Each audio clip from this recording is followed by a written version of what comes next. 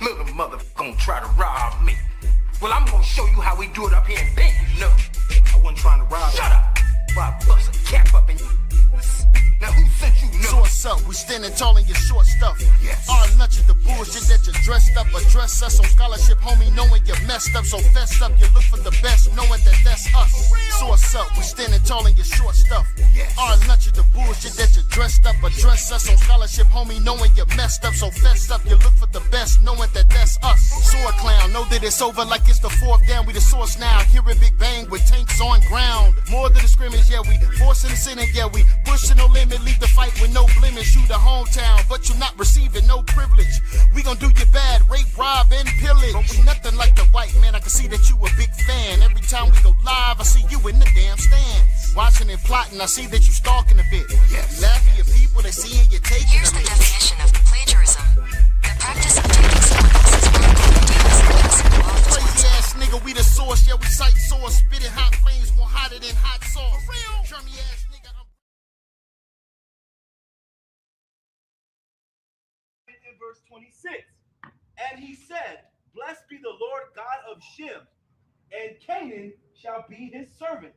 So you see, this is why y'all went into slavery, because y'all were Canaanites. Who you saying a Canaanite? Are you serious, brother? According to prophecy. Are you serious, y'all man? y'all fit the curse. So of we Canaan. supposed to be the Canaanites now? Yes. Are you, man? You must be out of your mind, man. Listen. This whole thing can be solved very easily, man. Give me Isaiah chapter 11, verse 13. Yeah. Check it.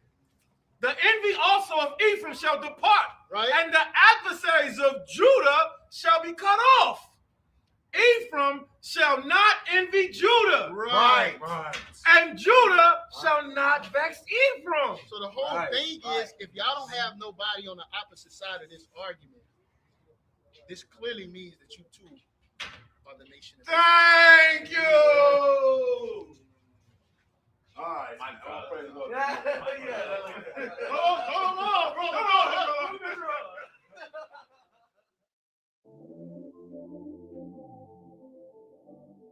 La la music. Yes. YirmeYah. For real.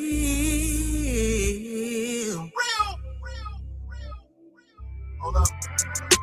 When we are together, what a sight for sore eyes. Yeah. There'll be nothing better Hold when up. we're unified. When we are together, what a glorious time. Hold up. We will reign forever with your Commandments of the side. When we Commandments are of the King. together, yeah. These the wishes of the King. Hold up. You know, These commandments of the King. yeah. These are the wishes of the King. Judah and Israel been separated for a long time, you see. Only y'all can bring us back where we need to be. What we need to be. These two sticks will be joined together once again. He's the only one that can remove this division. We've been receiving correction, but we ain't changed our direction. And the road that we on, we gon' sabotage the election. We've been sick with infection, wanna show my people affection. Whether you Israel or Judah, grab the faith and get full up. Scattered to the four corners, but we working to pull up. No more envy in Judah, no more affection out Ephraim. Even if you're light skinned, it's the blood that we keeping. We reject Willie Lynch, apologize for offense. We the sourced up clique, let me prove my descent. Yeah, these curses is on me, not the only one lonely. Isolated from the phonies, I'm in love with the law.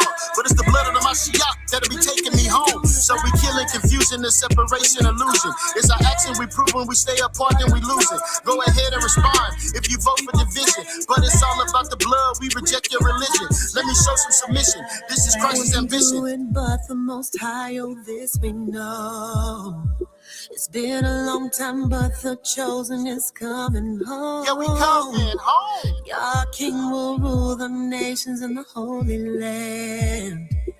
Judah and Israel will be back together again. So we no longer faking, we squashing beat with Jamaicans. If we ever go make it, we have to join with the Haitians. Making peace with the Cubans, we know they brother is Ruben. No, the haters is looking, but they just causing confusion. Talking about those, talking about those, talking about those that are descended from black. Now we're ranging in color, yeah, we in Africa too.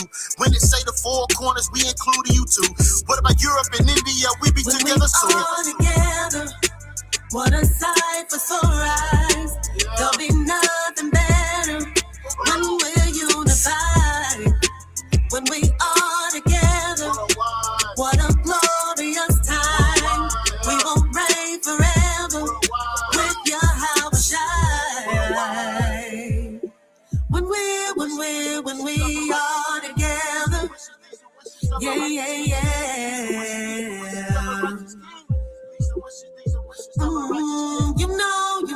You know we belong together. Yeah.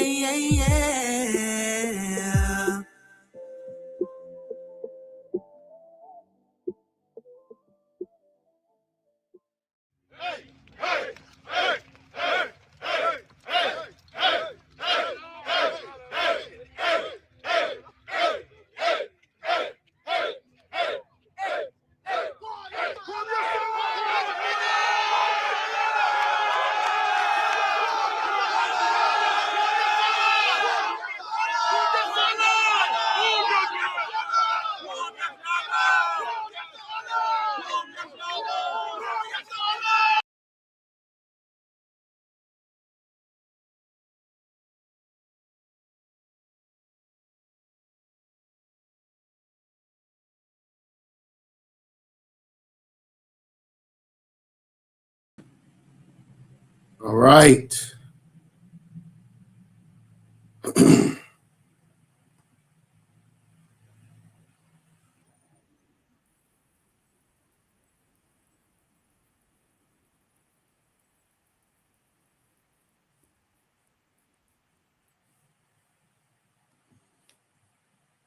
All right, what's going on here?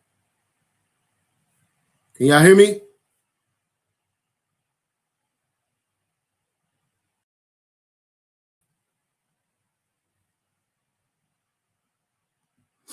Yo. Can y'all hear me? All right, family. Peace and blessings. Peace and blessings, man. First and foremost, man, I want to give all praise and honor to Abanawi Yahweh Shema Mashiach Yahweh Shah, the God of Abraham, Isaac, and Jacob, for another opportunity, man, to be in front of the family as we attempt to tackle this topic, right? For those that don't know, it was YirmeYah. Please say the Yah. I am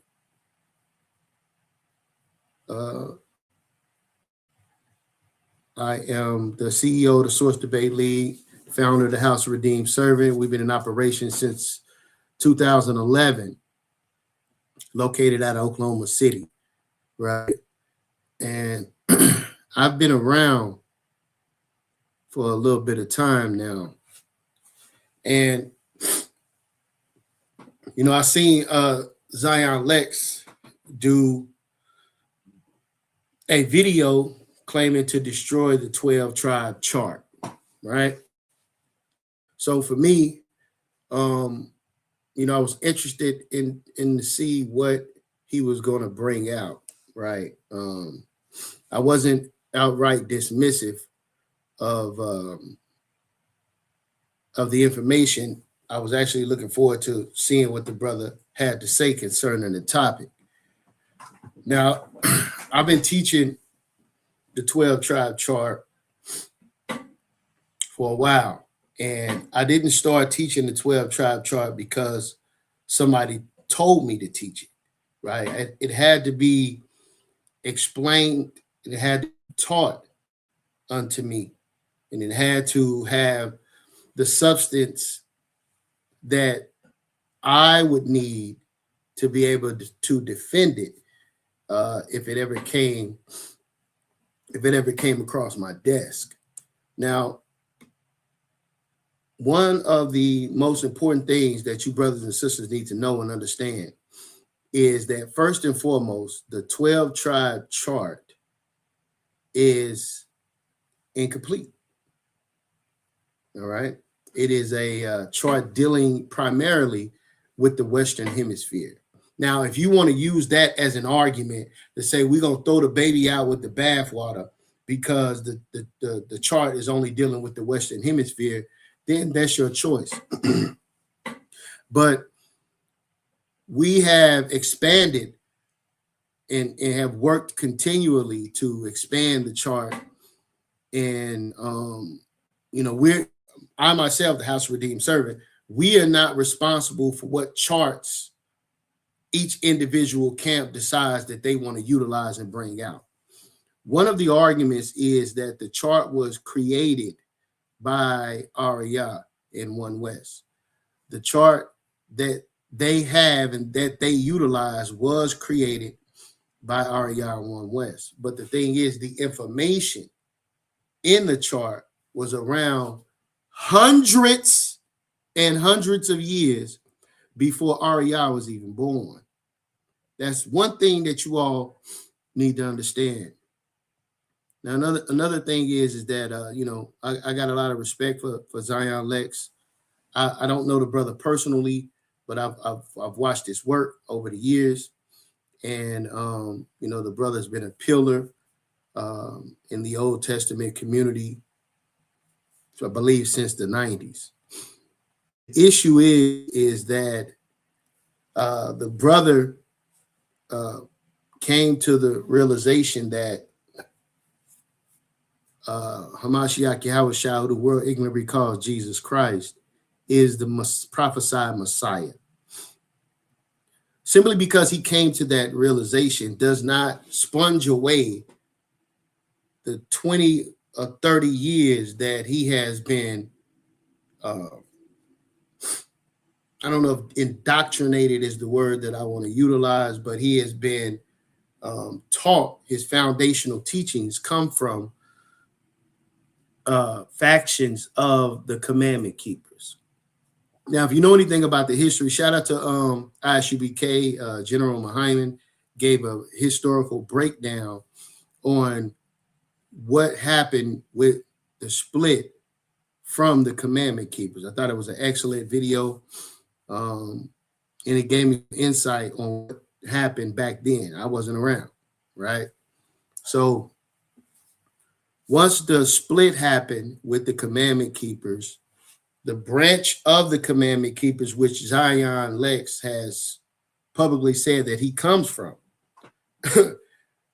started a rift between the two factions. So within the communities of each group, they would say negative things about each other. So this is what he was born into figuratively concerning his time in the truth, being bombarded with negative comments concerning whatever One West got going on. If One West decides they want to put on garments and fringes and borders of blue and go out street teaching, well, the commandment keepers would condemn that, right? And vice versa.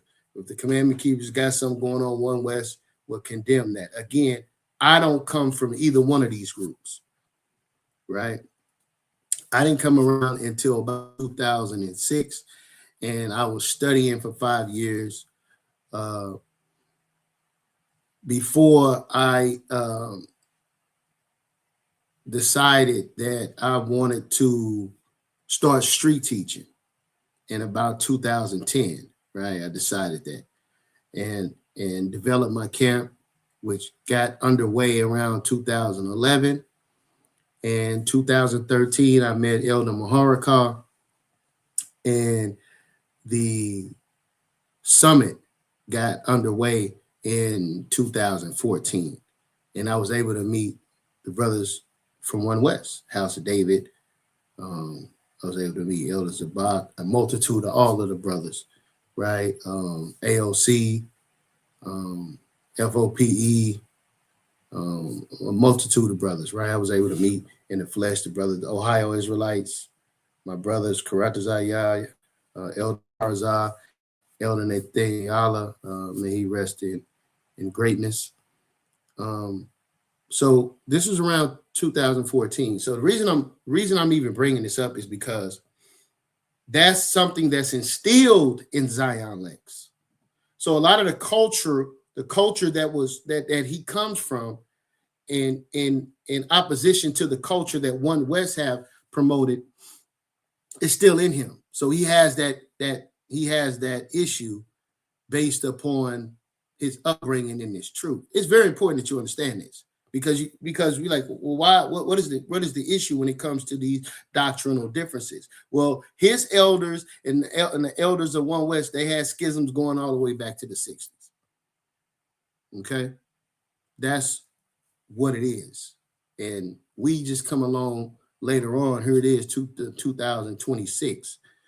And a lot of you are just now coming into this truth. So when you're dealing with the 12 tribe chart itself, right, it's dealing with the Western Hemisphere, North, Central, and South America. All right. This does not mean that there's no Israelites in Africa. Well, brother, it ain't no Africa. Africa's ain't on the chart, brother. China ain't on the chart, brother. Europe's not on the chart, brother. The chart is trash, bro. Well, you have to understand, again, that this is dealing with the Western Hemisphere, in which people in the Western Hemisphere, in the Americas, would encounter these people before they would encounter somebody from Greece, Africa, or these other places, right? So that's important when it comes to the awakening and the awakening process. All that's important, man, right? So we are dealing with the 12 tribe chart, and how do we distinguish or identify some tribes from other tribes? How do I identify Levi from Benjamin? How do I identify Simeon from Reuben? How do I identify Reuben from Gad? How do I identify Gad from Issachar? Right? Where? In the Western Hemisphere. So don't try to use that as a prelude to throw the baby out with the bathwater, because it's not mentioning Africa. All right. Again, right now we have elders. Shout out to Elder Mathathawa, who's in Ghana right now, teaching Israelites right now. All right. I was on the phone earlier today with two brothers, one from the Philippines and another brother from India, this morning, right? Talking about the information and the historical information that they have that they want to add to the chart as well. All right. Because we have Israelites scattered to the four corners of the earth. All right. So in the Western Hemisphere, how do we distinguish? When you deal with books like Hebrewism in Western Africa, right? See if y'all can see that. Hebrewism in Western Africa. When you deal with these type of books, these books are dealing with anthropology, right? And so you would go into a particular community, right, or a tribal region, and you would observe their cultural practices, and you would see if those cultural practices line up with any other cultural practice of antiquity. This is how you're able to do it.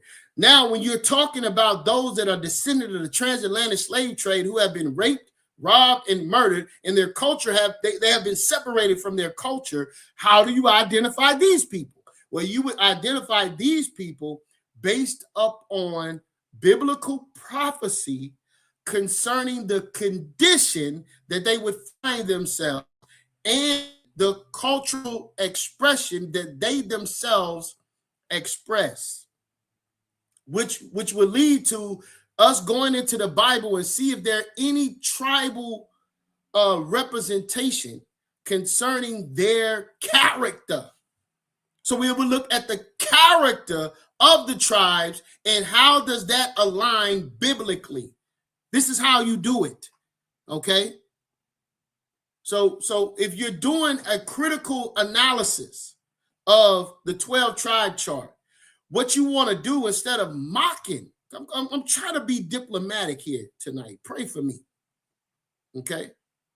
When you're doing a critical analysis of the 12 tribe chart, instead of demonizing and mocking and disrespecting and claiming fifth graders could have done a better job, instead of doing that, how about we evaluate what is it that why is it that brothers are teaching the 12 tribe chart concerning the characteristics of each individual tribe? Is it possible for us to identify tribes based upon their biblical characteristics? Okay. So again, tonight we're doing a review, a peer review of Zion Lexx 12 tribe chart. And we're going to give our input and insight from our perspective. All right. Let me go ahead and share my screen.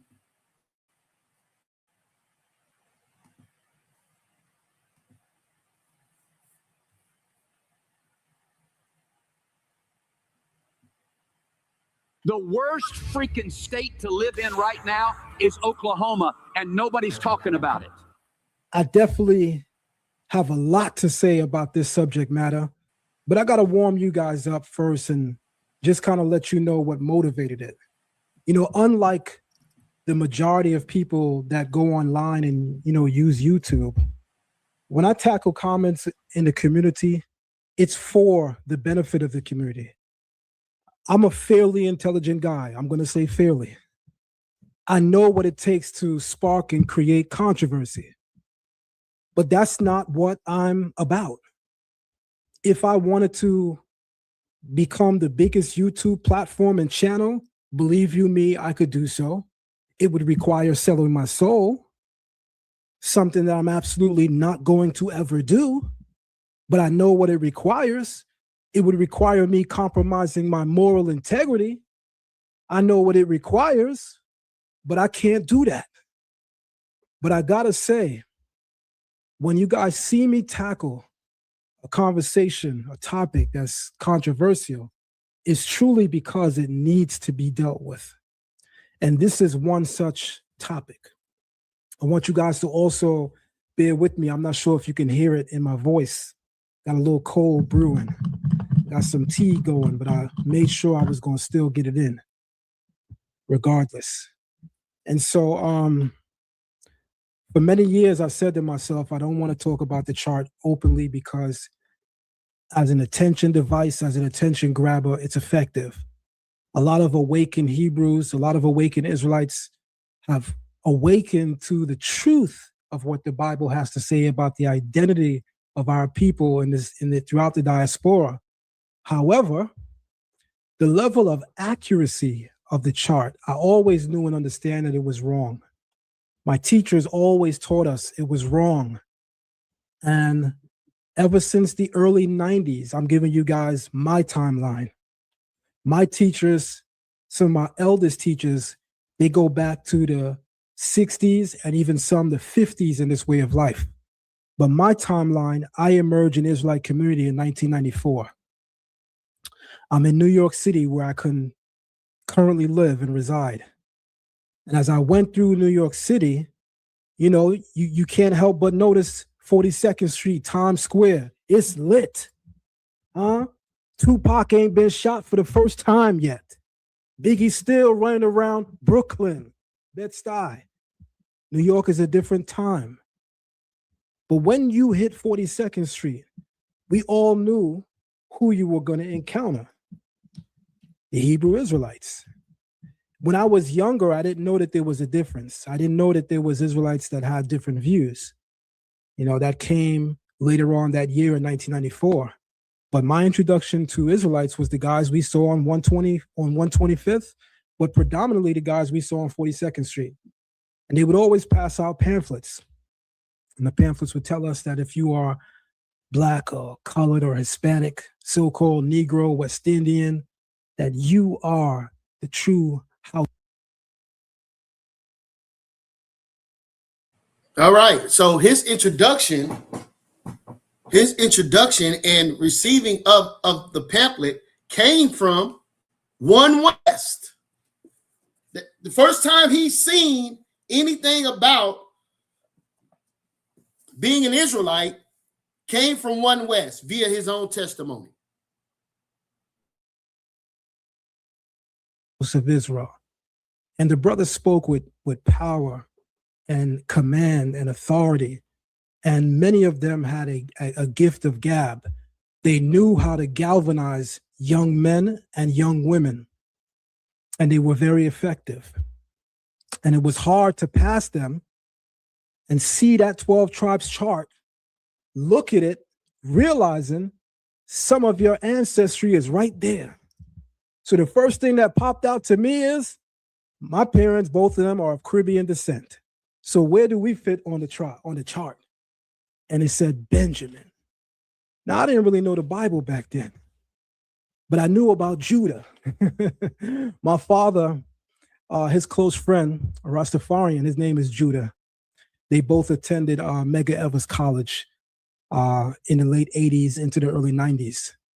So I always came up knowing names like Judah, you know, surrounded by Rastafarians. Remember, I live in Brooklyn, and I also have Rastafarians in my family. So I always had this understanding. Then I have family members that are into what we call reggae sound system culture, right? Big shout out to my cousin in the Bronx, Supertone, right? And so through all of those things, I early became acquainted with the Israelite movement. But it wasn't until about 1996, maybe even 1997, that I became seasoned enough to start to realize what was problematic about various things being taught in the Israelite communities. And immediately, one of those things that stood out was the 12 tribes chart. Number one, the way that Israelites thought. With that said, this game, you're not ready for. All right, we're gonna speed up a little bit. If you guys want to go watch that video, you can go to Zion Lexx channel. Everyone, you can watch that video in its this totality. Game, you're not ready for it. I decided to have this. All right. So I want to say this real quick, right? When you do that with the 12 tribe breakdown, each tribe breakdown concerning the books and the historical the history that is required to study these topics, right? It takes hours upon hours as you go into each tribe, right? I don't have all that time tonight. So what I'm going to try to do, right, is I'm going to try to deal with three particular tribes, well, 3 or 4, right? Benjamin, Levi, I'm going to do some Gad, right, and Judah. Because again, you have to come into class and you have to go through the process and to get the full breakdown. You don't get to just come across something, somebody tell you a little bit about it, and then you got the full understanding. No, if you truly are interested and you want to know, you can join the classes and you can get the full breakdown. It's going to take some time, a lot of time. All right. So I want to go ahead and put that out there. I'm going to continue to play this video. I'm going to start about the 20-minute mark as I start to deliberate on my breakdown. Discussion tonight publicly because I knew that the time was here. You can't go anywhere on planet Earth and say you never heard what an Hebrew Israelite is. With respect to our brothers in the awakening, many of them part of what we call One West or One West splinter groups, many of them are directly responsible for waking up our brothers and sisters. And for that, I thank them. And for that, I am very gracious towards their hard work and effort. I would even warn people over the years that beware of speaking about certain groups of Israelites because they put in so much work to put our name out there. All right, so I truly appreciate the brother acknowledging that, right? I truly appreciate the brother acknowledging the work that has come from our brothers and our elders from One West. But this is an identification mark here. If you yourself, coming from an Old Testament Israelite perspective, can notice and recognize the work that the brothers have done in popularizing, right, the truth, being an Israelite, right, identifying as an Israelite, and coming back to these laws, statutes, and commandments. If you can acknowledge that it was because of these brothers' work, that's an identification mark. What do I mean? Let me share my screen. Right.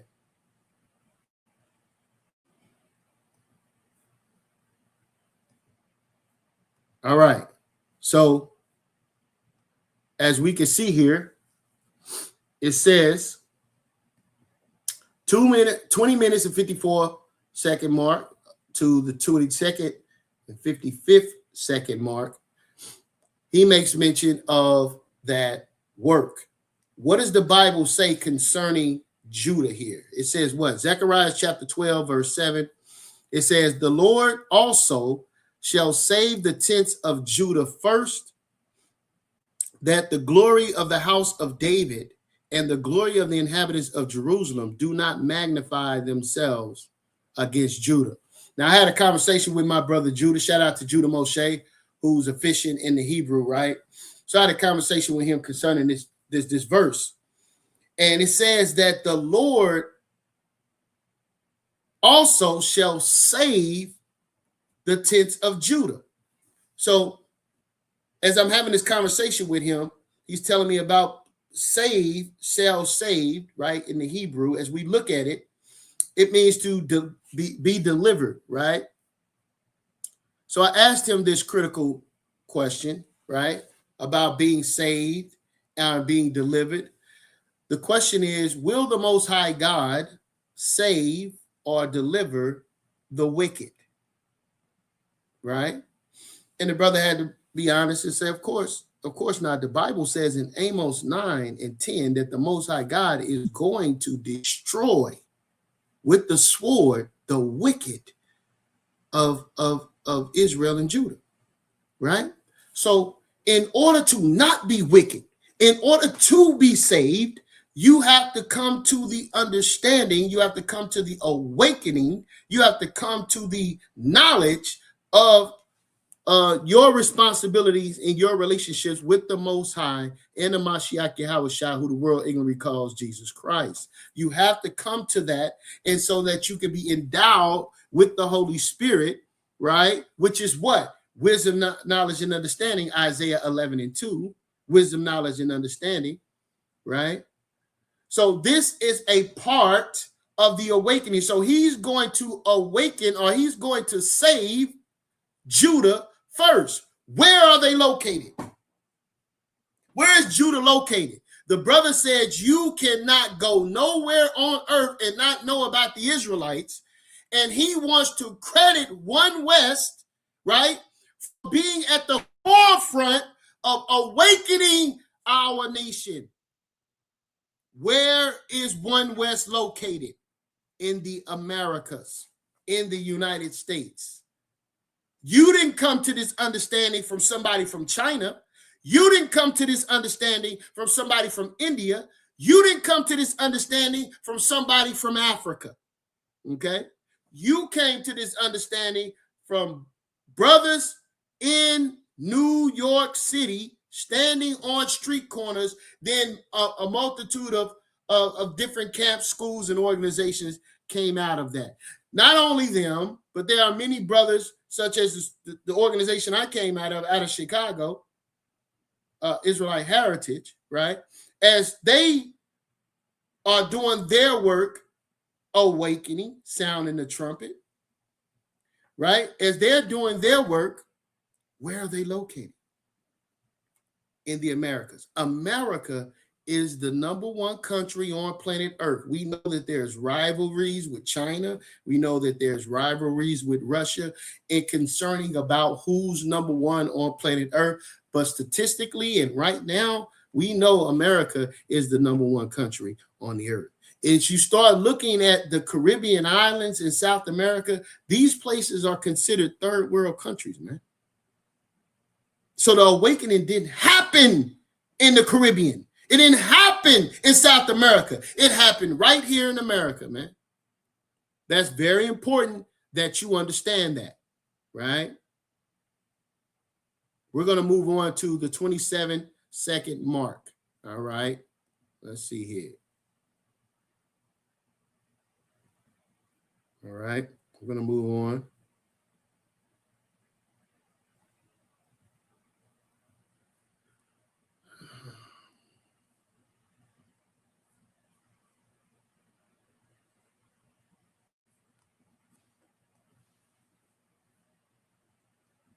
But I got to admit something.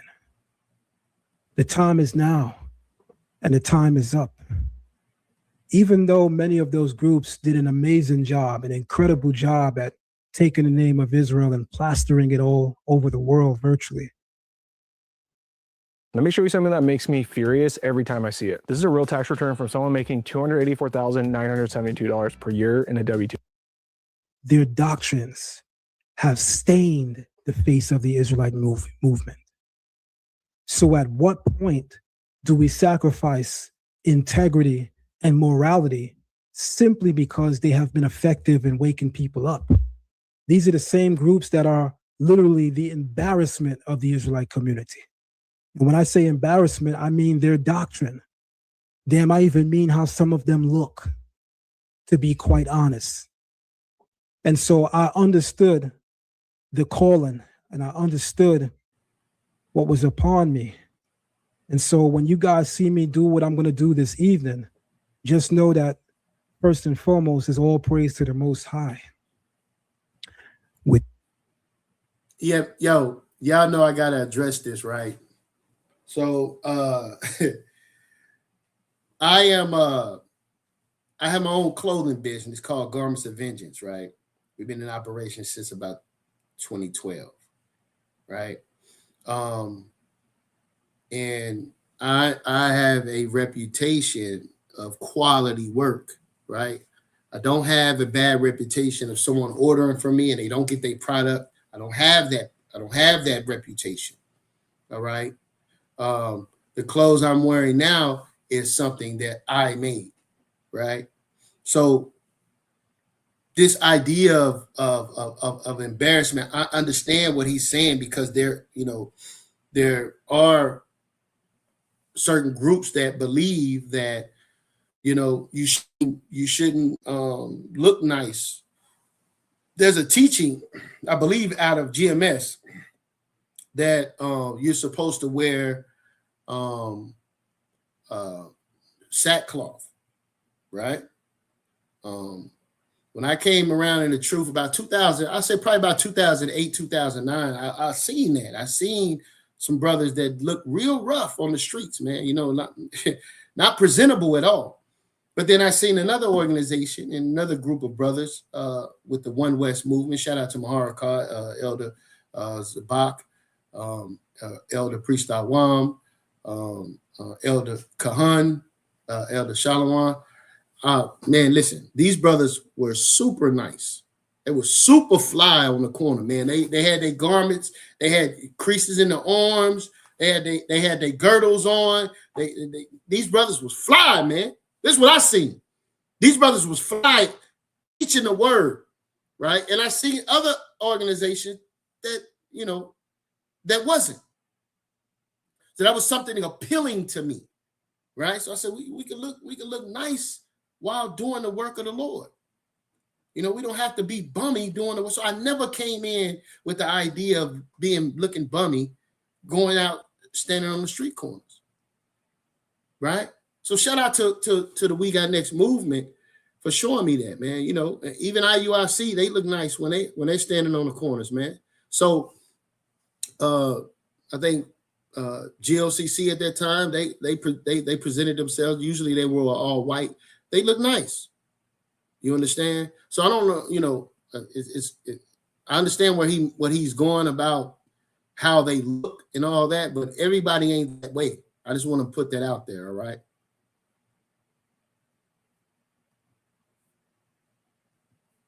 that, let's get it. I'm going to issue a stern warning too. Fire a warning shot. When I just want to remind people that if you know anything about me, and you know anything about my work, I always keep something to the side. People that know me in the streets know me very well for that. And people who know me in this YouTube land somewhat know me for that. I always got something to the side. I want to say I always got it on me. With that being said, once this presentation is out, I welcome all that feel froggy. And I'd love to jump in and have a conversation and or a debate if need be. If you even make it there. Let's see.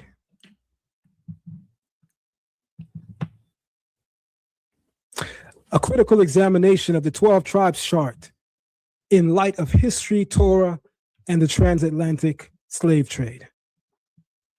Did you lose a lot of money sports betting on DraftKings or FanDuel? The 12 tribes chart is a theological and cultural construct primarily associated with what some call the Black Hebrew Israelite movement, which is a silly misnomer because to say Black Hebrew Israelite assumes things that are just out of sync with history, which posits that specific modern ethnic groups are the descendants of the 12 tribes of Israel. This chart has generated significant debate and scrutiny, particularly when viewed through the lens of history, the Torah, and the transatlantic slave trade. Historically, there is scant evidence to support the precise genealogical claims made by the chart, as the links between ancient Israelites and contemporary ethnic groups are largely speculative and lack corroborative archaeological or genetic data. So, from a Torah perspective, the definitive lineage of the 12 tribes is outlined in biblical texts, yet these do not provide a basis for the chart's claims, which often interpret scripture to fit modern identities. Furthermore, the transatlantic slave trade is a complex historical event that involved the forced migration and enslavement of millions of Africans, whose diverse origins do not align neatly with the chart's assertions. This chart, therefore, faces criticism for its historical inaccuracies and for potentially oversimplifying and distorting both biblical narratives and the multifaceted history of the African diaspora.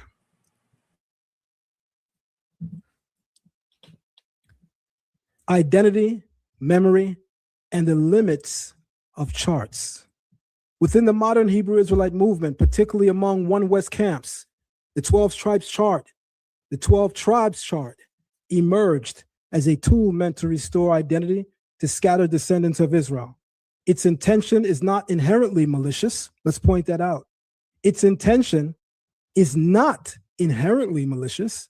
It seeks to answer the Torah's question of exile, where it says, "And the Lord will scatter you among all peoples," Deuteronomy 28:64.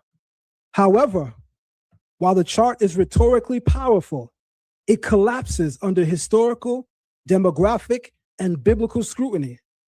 The Torah speaks of dispersion, fragmentation, and loss of lineage continuity, not of neat ethnic blocks preserved intact by tribe across continents.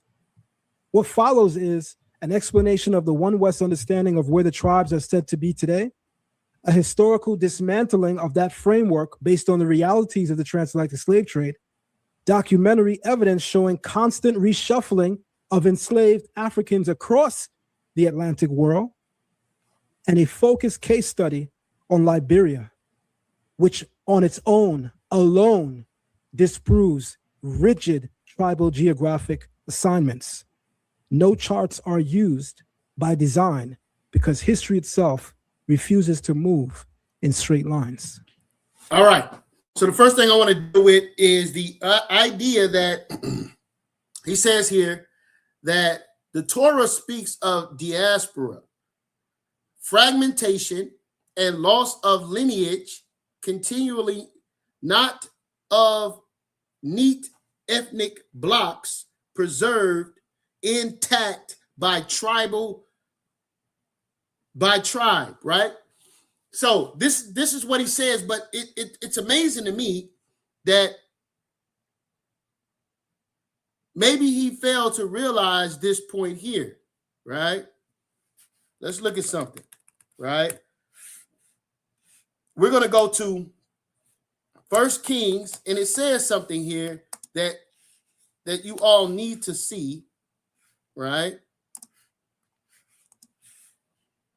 We're going to start at 47, right? Let me put this on the screen so you all can see this.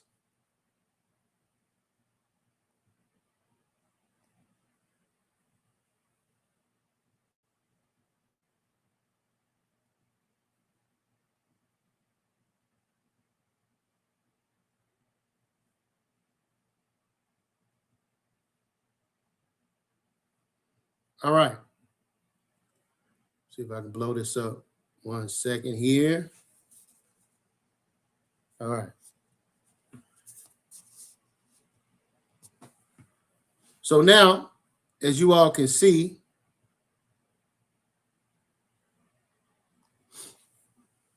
it says, let me get this right. All right, it says what? Okay, scripture didn't pull up. 1 second, family.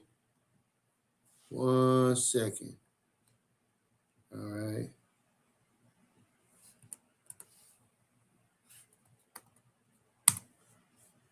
All right. So we at 1 Kings 8 and 47. 1 Kings 8 and 47. What does it say here? Yet if they shall bethink themselves in the land, whether they were carried captive. Now, bethink, right, family, means to remember. It means to remember. Okay? So it says, if they shall bethink themselves, right? If they shall bethink themselves in the land, whether they were carried captive, and repent. Do what? And repent and make supplication unto thee. Where? In the land of them that carried them captive. So what is this telling you and I? That in the land where we are carried captive, which is America, we shall bethink ourselves. Now, what does it mean to remember? We're going to remember our culture. We're going to remember our land. We're going to remember our language. We're going to remember our tribal origin and identity. We're going to start to remember these things. So we don't have to wait till we go back to Jerusalem before we find out, well, brother, what tribe you end up being from? Oh, I'm from the tribe of Gad. Well, what tribe you end up from? Oh, I'm from the tribe of Levi. No. We're going to remember where in the land where we were carried captive. Verse 48. And so return unto thee with all thine heart and with all thy soul, where? In the land of their enemies. Very important that you understand this. Which what? Led them away captive and prayed unto thee toward their land. How are we supposed to know this? How are we supposed to know this? So we should just be satisfied, right, with just knowing that I'm an Israelite. Oh, what tribe you from, brother? I don't know what tribe I'm from, bro, but I just know I'm an Israelite. Well, then you got to do some more research, bro. You got to do some more studying. You got to be able to look at these tribal characteristics. And this is how we're able to discern these things. In the land which led them away captive, and pray unto thee toward their land, which thou gavest unto their fathers, the city which thou hast chosen, and the house which I have built for thy name. See? So this is you know, in contrast to, oh, well, we're in captivity, so we're supposed to lose our identity, and so therefore we ain't gonna never get it back till we get back in the land. That ain't true. That ain't true. We are going to wake up where? In the land of our captivity. All right. Let's see what we got here. All right. So let me make this point. Let me make this point here.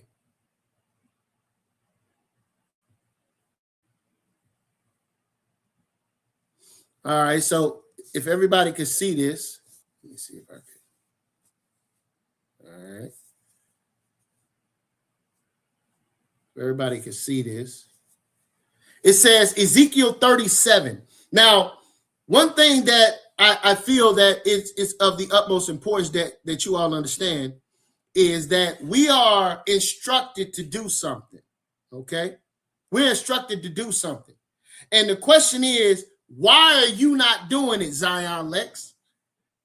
It says in Ezekiel 37, starting at the 16th verse, moreover, thou son of man, take thee one stick and write upon it for Judah and for the children of Israel, his companion.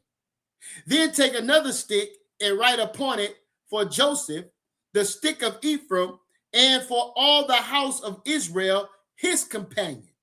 Right? And join them one to another in one stick, and they shall become what? One in thine hand. And when the children of thy people shall speak unto thee, and saying, will thou not show us what thou meanest by these? Right? So when Zion Lexx was walking on 49th Street, or whatever street he was in New York, when he was walking and he seen the brothers and he seen the 12 tribe chart, and he said, my family's from West India, the West Indies. So where I fit on the chart, I'm from the tribe of Benjamin, according to the chart. That's what Ezekiel 37 is talking about, man. That's what we're supposed to be doing. We're supposed to write these things on a stick, so when people come up and they say, hey, what's this mean? Right? So the question is, if you don't have a 12 tribe chart, or if you don't have a chart period, why not? Because according to Ezekiel 37, you're supposed to have something that the people can look to and say, hey, what do you mean by this? What do you mean by this? Right? So this is what we're instructed to do. Right? It says here, join them one to another in one stick, and they shall become one in thine hand. And when the children of thy people shall speak unto thee, saying, what dost thou, will thou not show us what thou meanest by these? Verse 19, say unto them, thus saith who? The Lord God, behold, I will take the stick of Joseph, which is in the hand of Ephraim, and the tribe of Israel, his fellow, and will put them with him, even with the stick of Judah, and make them one stick, and they shall be one in thine hand. That is instruction. That is clear, brothers and sisters. That's clear. So what are we supposed to be actually doing, right? What are we supposed to be actually doing? All right. We'll get back to the video here.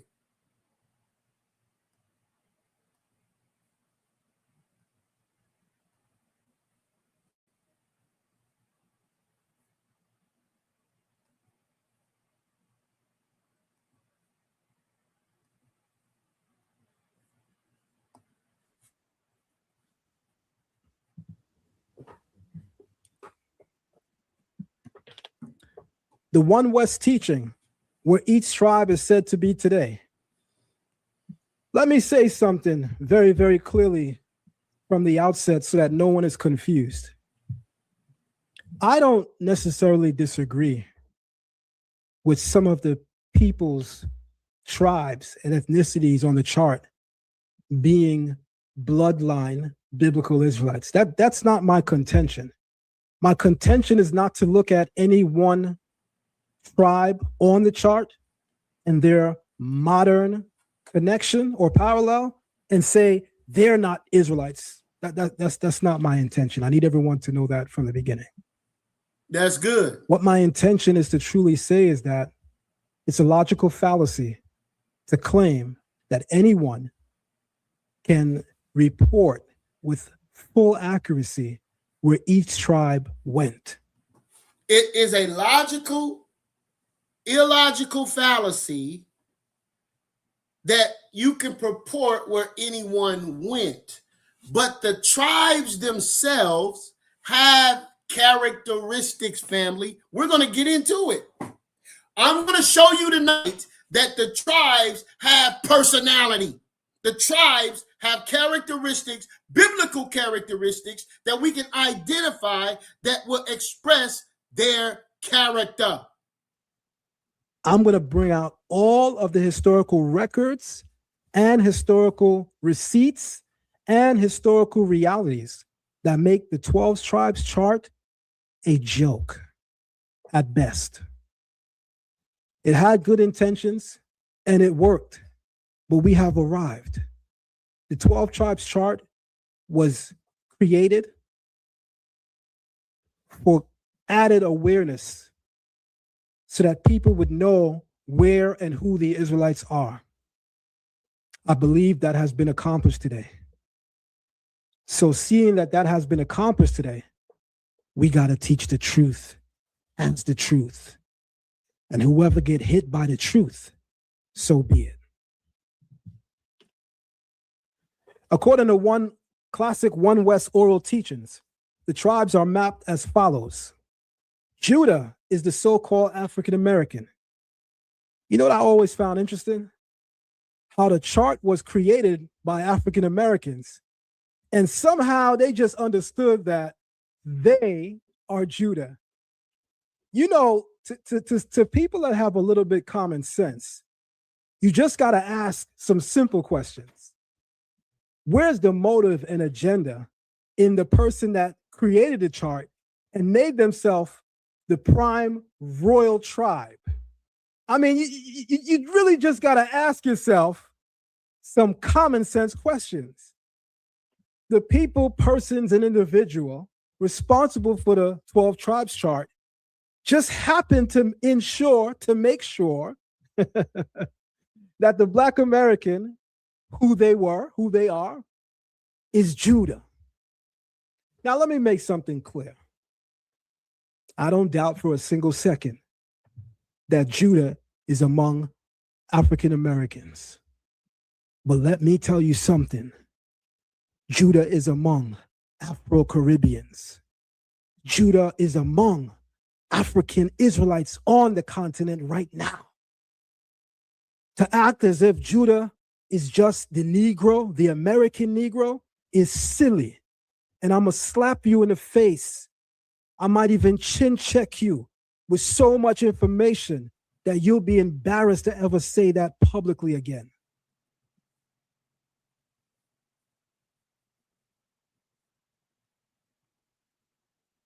He's going to slap you in the face with information that you would be embarrassed to say that publicly again. I'm saying publicly that the American Negro is the tribe of Judah. Now, I want to make this clear. This does not mean that individuals from the tribe of Judah is not in other places. The Bible said we would be scattered. So this is not about individuals or small groups. This is about the larger group and the impact culturally that they would have on the world stage. That's what this is about. Have the people of the Caribbean had a larger impact on the world stage as the American Negro? We can check the statistics and see We can check that and see, right? What about the people of Central America? Judah that's in Central America, have they had as much impact on the world stage as the American Negro? What about the people of Haiti or the people of Puerto Rico or the island of Jamaica? Have they had a greater impact? The answer is no. Let's look at a few things here. Right? Let's look at a few things here.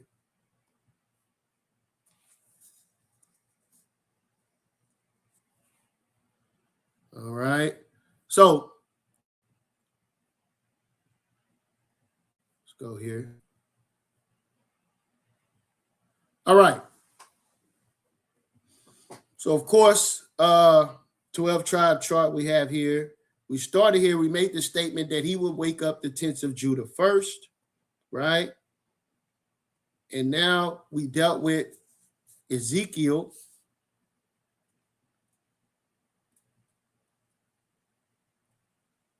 All right, so let's deal with Genesis chapter 49, right? Let's deal with Genesis 49. And let's take a look at this, right? Let's take a look at this.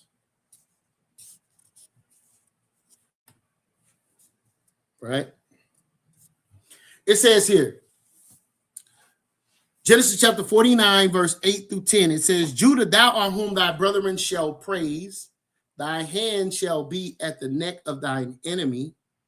Thy father's children shall bow down before thee. What does this mean, right? When we're looking at the world landscape today.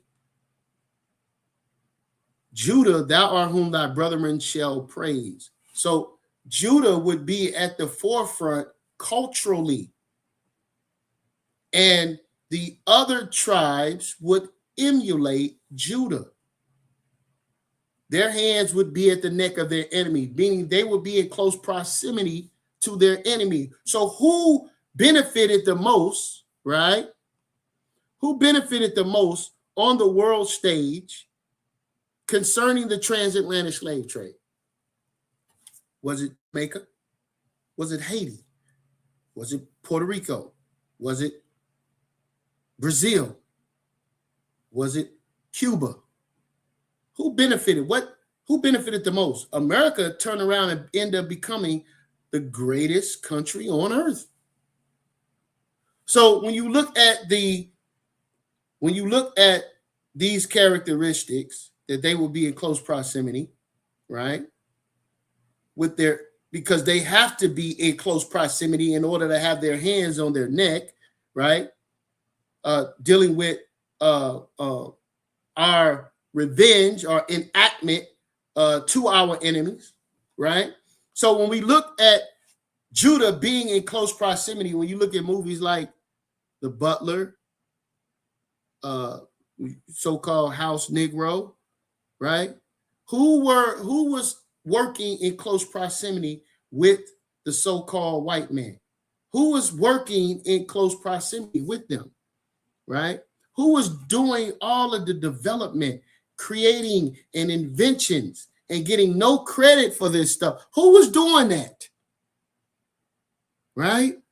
So Judah, thou art whom thy brethren shall praise when it comes to style and flair, right? It says, Judah's alliance will, from thy prey, thy son, thou art gone up. He stooped down, he crouched as a lion, and as an old lion, who shall rouse him up? The scepter shall not depart from Judah, nor a lawgiver from between his feet, until Shiloh comes. So it's important that we start to look now at these particular characteristics, right? Let's look at these characteristics.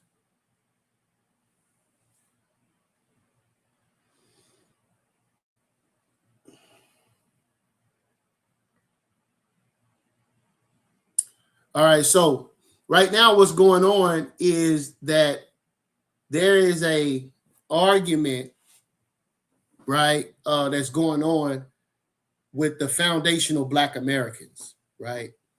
And the argument about who started hip hop and who should be a part of reparations. This is the argument that's going on right now. Foundational Black Americans. I believe there was a big schism going on with Fat Joe and some other people concerning foundational Black Americans. So we want to read a little bit about this, right? Let's look at this real quick.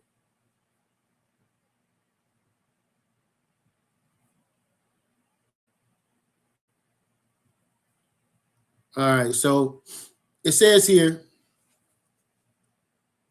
the primary argument for foundational Black Americans, FBA movement, is that Black people whose ancestors traces to chattel slavery in what is now the United States, right, construct a distinct lineage group that literally built the country and therefore has specific exclusive claims, especially to reparations and political readiness within the U.S. context, right? Core claims about lineage. The FBA framework defines FBAs as Black people who can trace their bloodline to enslaved Africans in the United States, typically requiring at least one parent from a non-immigrant Black American background. This lineage focuses is meant to distinguish them from more recent Black immigrants from the Caribbean, Africa, and elsewhere, right? Who are seen as having different historical relationships to the U.S. slavery and Jim Crow. This is important, family. Why? Because Zion Lexx says that he comes from his parents are Caribbean. All right. So that means that neither one of his parents are a foundational Black American. He's not a foundational Black American. All right. So this is something critical that we need to think about on why Zion Lexx is going against the 12 tribe chart. If he has a problem with the 12 tribe chart because foundational Black Americans are claiming to be Judah, he's going to have a problem with that, right? But the reason that foundational Black Americans are from the tribe of Judah is based upon the characteristics of the tribe itself biblically, right? Arguments about building the nation, right? Proponent arguments that FBA ancestry, unpaid labor, and restraints suggest were the foundation of the U.S. economic wealth and much of its culture. They maintain that early European colonials repeatedly failed or remained migrant without enslaved African labor. So the descent of those enslaved people are the true foundation and population in terms of nation building, right? Reparations and policies focus. Because of the specific historical injuries, the movement insists that reparations in the U.S. should be lineage based and targeted to this descendants of U.S. slavery, not to all Black people broadly. FBA advocates often argue that the Black immigrants should seek reparations from their own former colonial powers, e.g., Britain, France, and Portugal, while FBA's press claims against the U.S. states for slavery, Jim Crow, and ongoing institutions of racism, right? Institutional racism. Culture and identity arguments. FBA ideology also contains that the lineage has produced a unique Black American culture, spiritually, blues, hip hop, food ways, and political traditions that warrant recognition as the distinct ethnic group. Many political rejects Pan-Africanism and stress that for FBA's America itself is the motherland and primarily reference points for identity, history, and political struggle. Now, this is important. Why? Because when you're talking about spirituals, blues, jazz, hip hop, this is something that was done and created by foundational Black Americans. All right, which spawned a culture because hip hop has become the number one genre of music in the world. Now, the distinct point here, right? The distinct point here is that when you start to look at the characteristics of the tribes, what is your reputation on the world stage, which would help us identify these particular tribes? This is how we're able to do it, family. Right? So foundational Black Americans and hip hop in ultimately becoming, right, the number one genre of music on planet Earth because of the foundational Black Americans, which are from the tribe of Judah, which now the other tribes, such as Puerto Ricans, such as Jamaicans, such as these other Haitians, right? People like Kodak Black, who's a Haitian. What does he do for a living? He's a rapper. He's in hip hop, which was created by foundational Black Americans, right? Fat Joe, who's a Puerto Rican. What is his job? He does hip hop, right? So this was an argument concerning Fat Joe and trying to say that it was 50%, Spanish people that was involved in it. That whole argument don't have nothing to do with me. But the point is that these are characteristics of the tribe of Judah that he is whom his brethren shall praise. So we go into these characteristics on a world stage, right? And not just as individuals. What have your ethnic group done on the world stage? All right, let's move on here.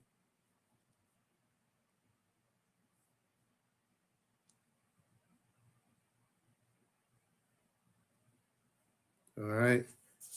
Political framework and political and legal framing. Some FBA advocates for their claims in the terms of indigenous, right, quasi-indigenous rights, argues that the FBAs form a distinct people with the right to self-definition and specific protection under the framework like the UN Declaration on the Rights of Indigenous People. From this angle, delineate FBA as a separate category is seen as a necessity and a political movement source benefits and guarded against dilution of their specific historical claims inside of a broader Black or peoples of color. So, okay, that's it on that. So again,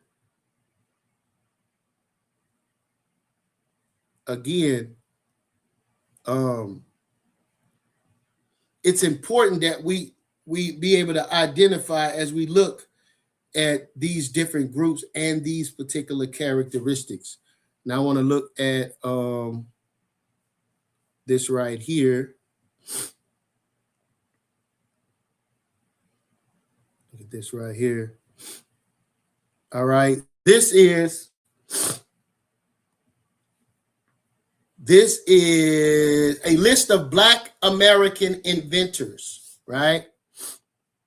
Here is a consistent list of notable Black American inventors, inventions and inventors, especially focused on everyday life and major technology. This is only a sample. There are hundreds more documented and dedicated to this list and timeline. 1800s, dry cleaning process. So when you go and you look at all of this stuff that foundational Black Americans have done, this has not just impacted America, but these things have been used on the world stage at large, okay? Right? Household and everyday items, right? If you just look, all it is a simple Google search. You can look up these things yourself, right? As you all can see these things on the screen, this is the impact of so-called foundational Black Americans, all right? So I now want to get back to the video. So it says, let's see, should be at the 29-minute mark. See where we at. Okay, yeah, we good. All right.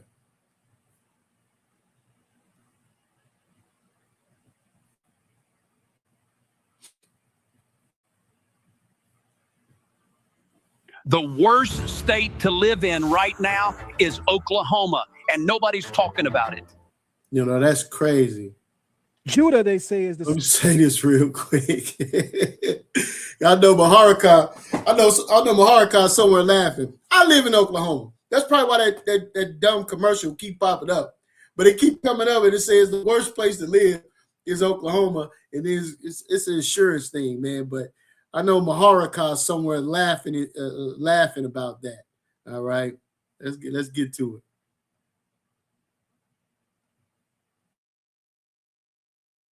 So-called African American. Benjamin is the West Indians, and then they say that's Jamaicans primarily. Let me just tell you what I automatically know as a child of West Indian parents.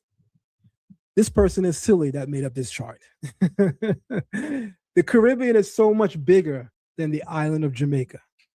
The island of Jamaica has great contributions for the Caribbean, and I want to say even the world over, but the Caribbean is much more bigger than Jamaica. So when you hear people speaking like that, when they hear a Caribbean accent and they assume everything is Jamaican, you already know that they're out of touch with Caribbean culture. As I continue.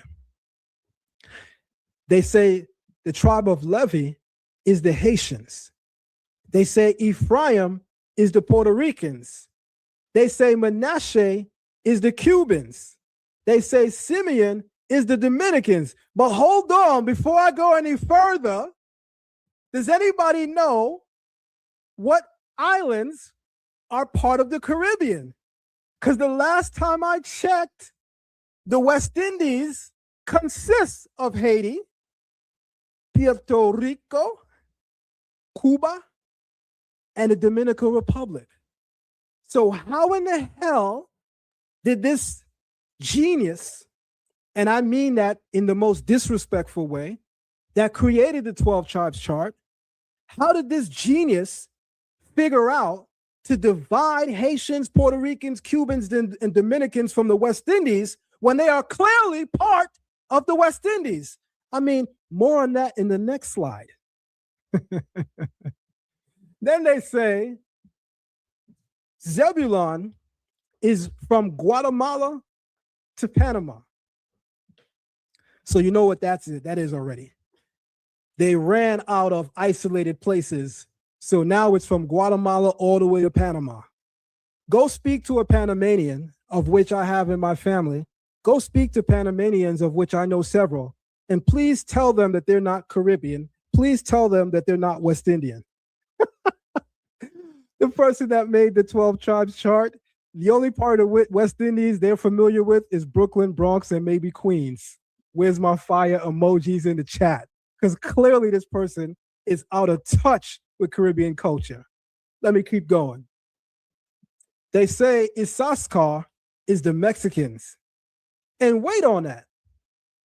Wait till you hear why.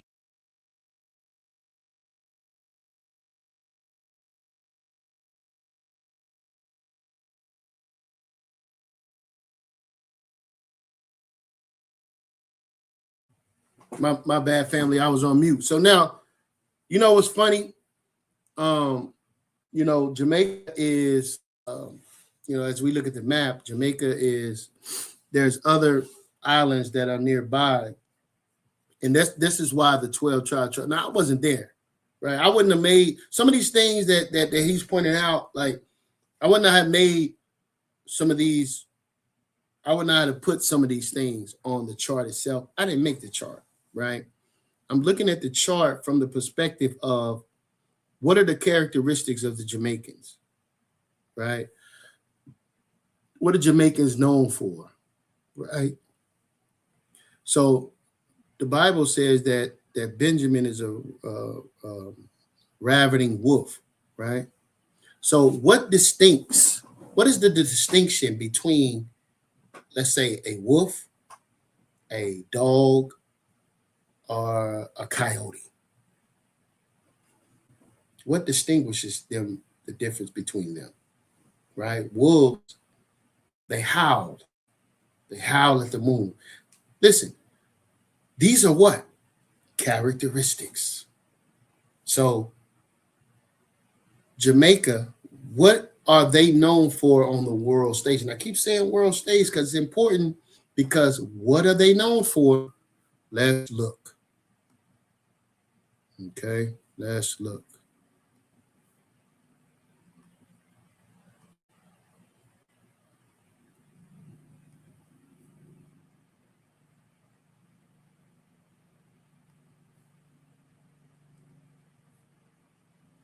All right. All right, here we go. So it says, what is the most distinct cultural framework Jamaicans are known for worldwide? What are they known for, family? Let's see. Right?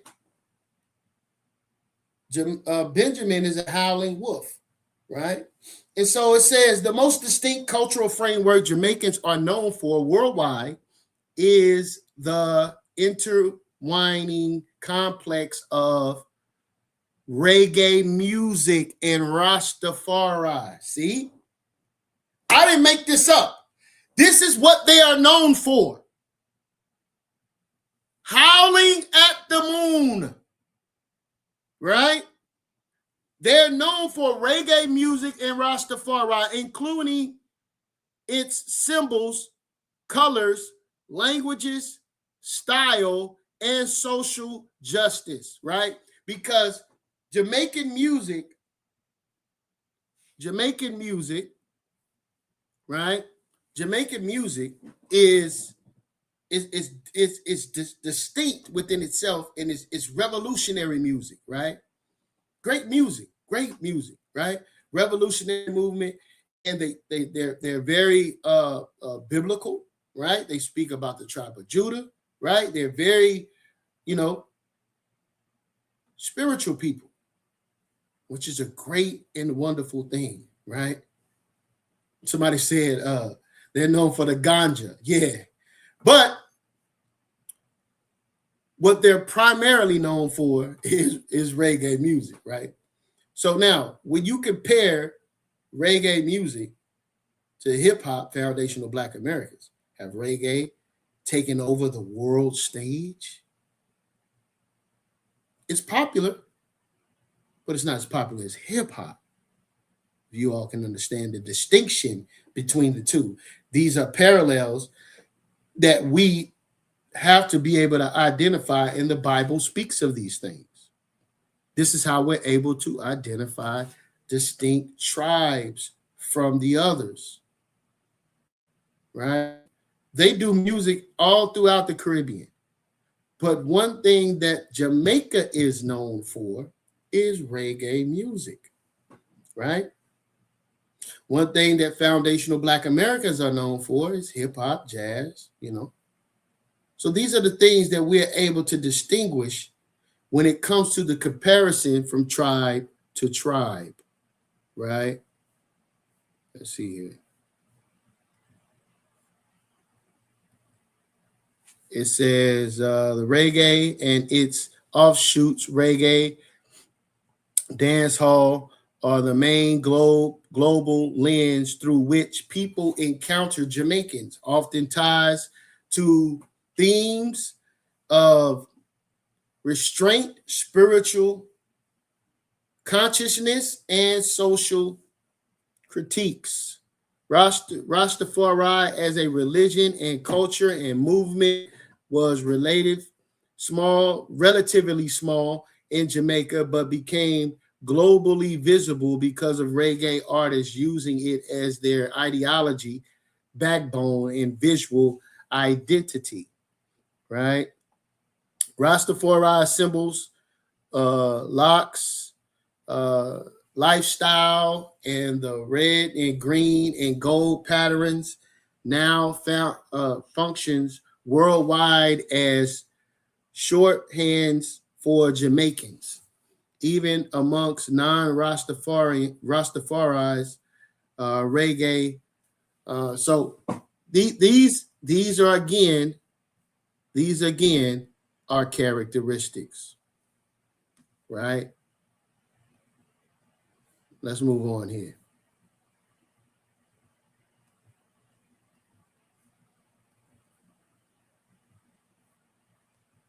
They say that is. They say Asher is the Colombians. Naphtali is the Argentinians. Reuben, when we get there, I almost want to fast forward the slides because I'm going to have y'all rolling. They say Reuben is family. You have it listen, you type it in, and then you go digging. These are going to be separated.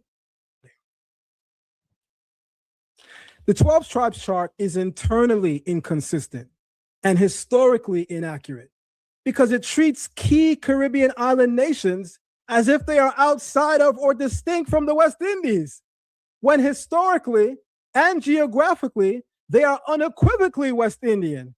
Haiti, the Dominican Republic, and Puerto Rico have always been classified as part of what's called the Greater Antilles and the West Indies in colonial records. Now, for me, right, that's really a non sequitur because somebody making a mistake on the chart. Nobody said that the chart is infallible or it was pinned by God or this is something that, nah, man, like if we're having a discussion concerning West Indies and I'm explaining to you characteristics of Jamaicans that is found in the Bible, right? And I'm showing you like this is a characteristic of the people and this is what they're known for on the world stage. And then you trying to harp on the fact that West Indies were attached at the end of Jamaica, and now you want to try to act as if it's excluding. West Indies is the whole Caribbean, what we call the Caribbean islands, right? The reason it's called West Indies is because they thought or made the claim that Columbus called this area India because he was trying to get to India, find a new route to India or whatever. So they call it the West Indies. That's all. Zion, why are you harping on that as if that's some sort of deal breaker? That's a deal breaker because it got West India on there, bro. Come on, man. Let's deal with these characteristics, bro. All right, let's go.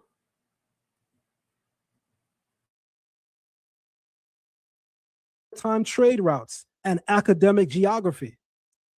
By failing to represent this long-established classification, the chart redraws historical boundaries to fit predetermined tribal conclusions rather than allowing history to inform identity, thereby undermining its own credibility and exposing that its framework is shaped more by modern ideology than by verifiable historical reality.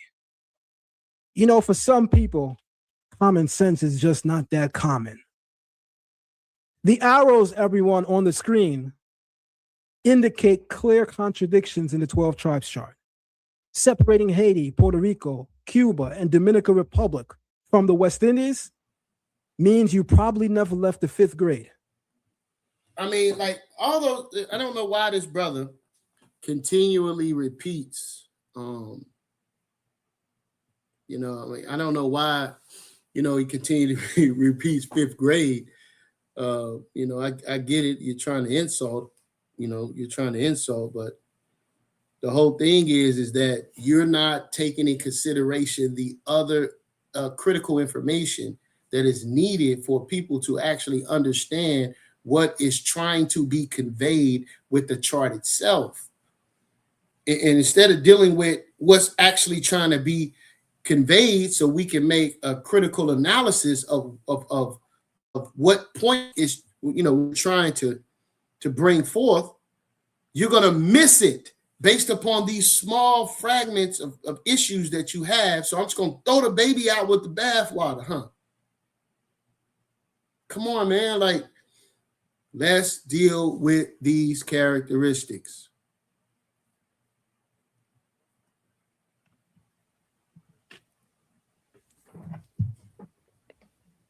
In the Torah's language of exile, scattering, not preservation, the Tanakh never describes exile as a group relocation by tribe. All the tribes were separated perfectly, even though history records, the Torah records, that your sons and daughters shall be given to another people. I want everybody in the chat room right now to put the chapter and verse in the book of Deuteronomy, where it literally says, your sons and daughters shall be given to another people. I want somebody to put the chapter and the verse, and I want you guys to throw some fire emojis when I start to connect the dots. All right, so your sons and your daughters, right? Your sons and your daughters being given to another people, right? Is that when they went into Africa, right? They usually killed all the warrior men, right? And they killed the elderly, right? Who had the knowledge and had the history. They killed them off. And they killed off the warrior men. They kept the women and the children. And those were the ones that went to another people. Now, all of this didn't happen at once when they went into Africa. They just go and then 100 million slaves and then went back over. This was something over a 400-year period of them gradually going into certain areas and pulling people out. Those people that they were pulling out were already separated in their tribal groups. So if I go in and say, okay, these people are from the tribe of Benjamin, I'm going to take these people to Jamaica. And then another group would come in and say, these people are from the tribe of Levi. I'm going to take these people are ultimately going to go into Haiti, right? I'm going to go in and I'm going to grab these people from Simeon, and they're ultimately going to go on the other side of Haiti. This is how it was, but he's acting as if that's some sort of far-fetched thing. The tribes were always separated. This is why when we went into the land, right, each tribe had their own designated land that was given to them. And that carried on throughout their generations. Judah always congregated amongst Judah.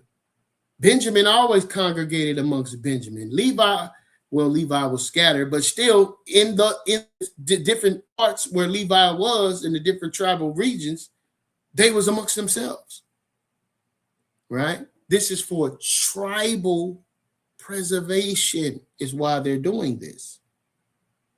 So if you're going into Africa and they are separated and you say, okay, I'm going to get this particular tribal group, I'm going to take this tribal group to South America, I'm going to take this tribal group to Central America.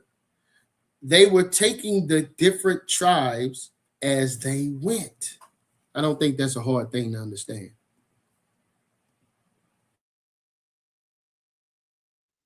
If the Bible tells us, if the Torah tells us, your sons and daughters shall be given to another people, isn't that the Torah also telling us families are going to be separated? Where's my fire emojis and where's my bombs? Because common sense clearly isn't that common.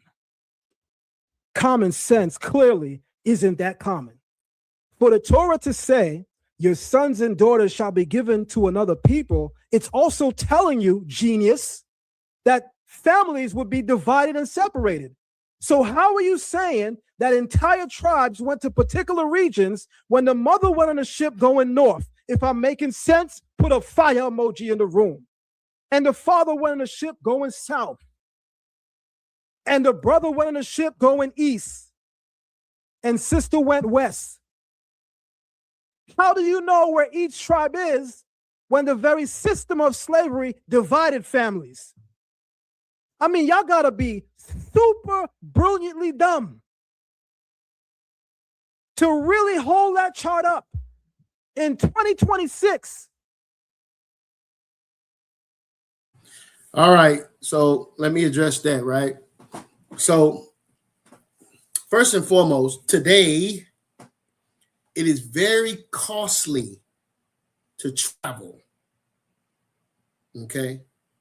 So usually, when the families were split, they were split amongst the city in which they dwelt. You didn't just come pick somebody up from Alabama and then take them to Jamaica or take them to Haiti or take them to Puerto Rico. No, the families were split and they would go 2 miles up the road. The further they would go, maybe from Alabama to Georgia, right? Or, I'm talking about the southern region, from Alabama to Louisiana, this type of separation, not separations where, the family's going to be taken completely into a whole nother stratosphere and nobody know where they are. These people who enslaved us kept strategic records concerning the travel and where the families were being separated. And usually they were separated in their own cities. So I'm trying to understand, why is he trying to harp on that as if it's far-fetched to understand that you would separate the families based upon, hey, I got a partner 2 miles down the road, 6 miles down the road, that wants to buy some slaves, so I'm going to sell them to him. It's intercommunical commerce is what it is. Intercommunical commerce within ourselves. All right. So I just want to bring that out. And some of y'all even have your little children there that are going to grow up to realize once they hit the 5th grade that you are slow.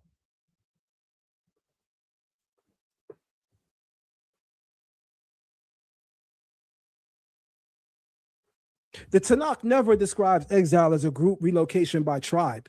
It uses languages of to scatter violently, to winnow like grain, to mix. My sheep were scattered all over the face of the earth with none to search or seek. None but high priest Ariah. None but high priest Ariah, son of Yaakov.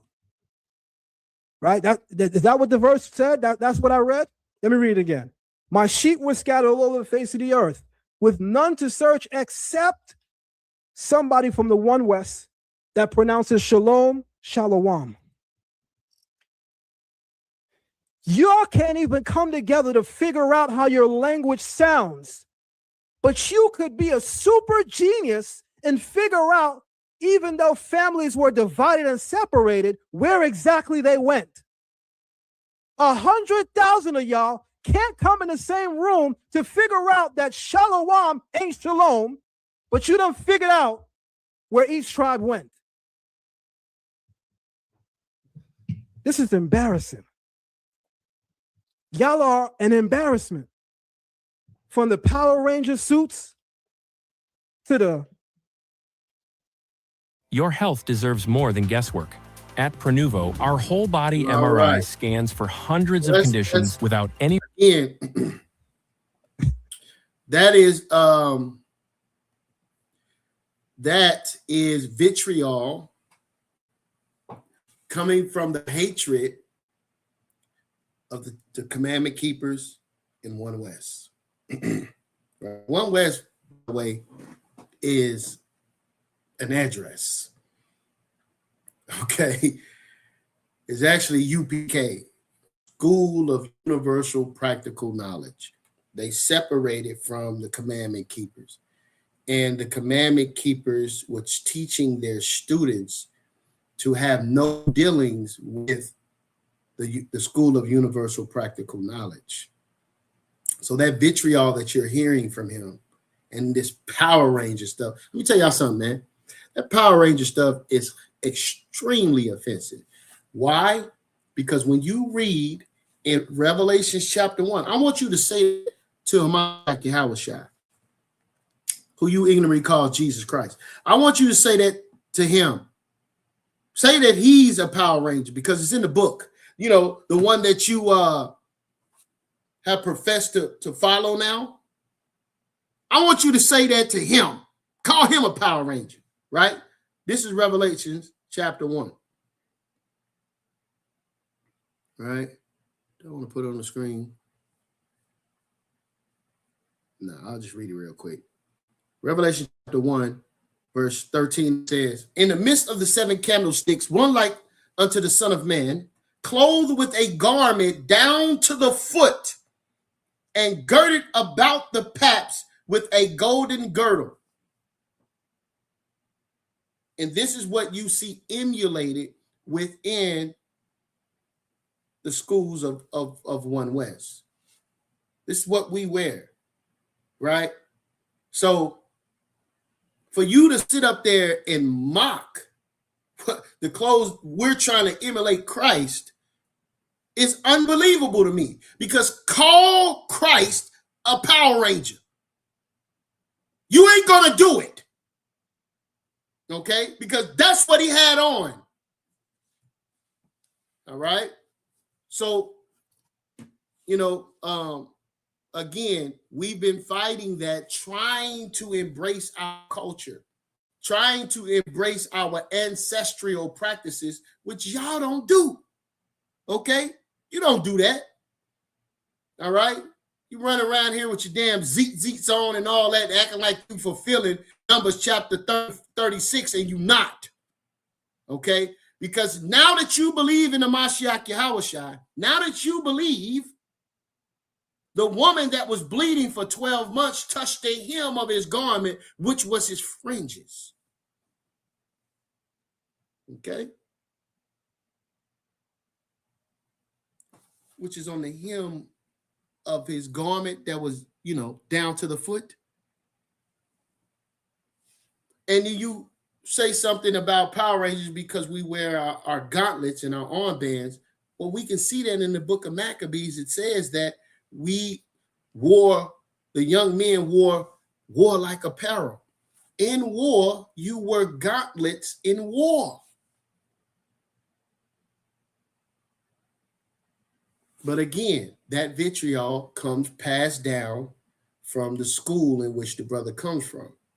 He may pronounce that he's following Hamashiach Yahushua now, following the Messiah now, but that vitriol is still in him. You can see it.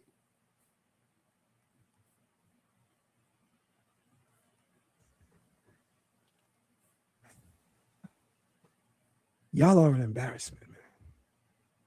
This is long overdue. This is long overdue. If this is long overdue, put some fire emojis in the room. If this is long overdue, like, share, subscribe. donate to support the platform. This is a platform, everyone, that has consistently brought excellent information. Not within the last year, decades. Respect the journey. Let's go.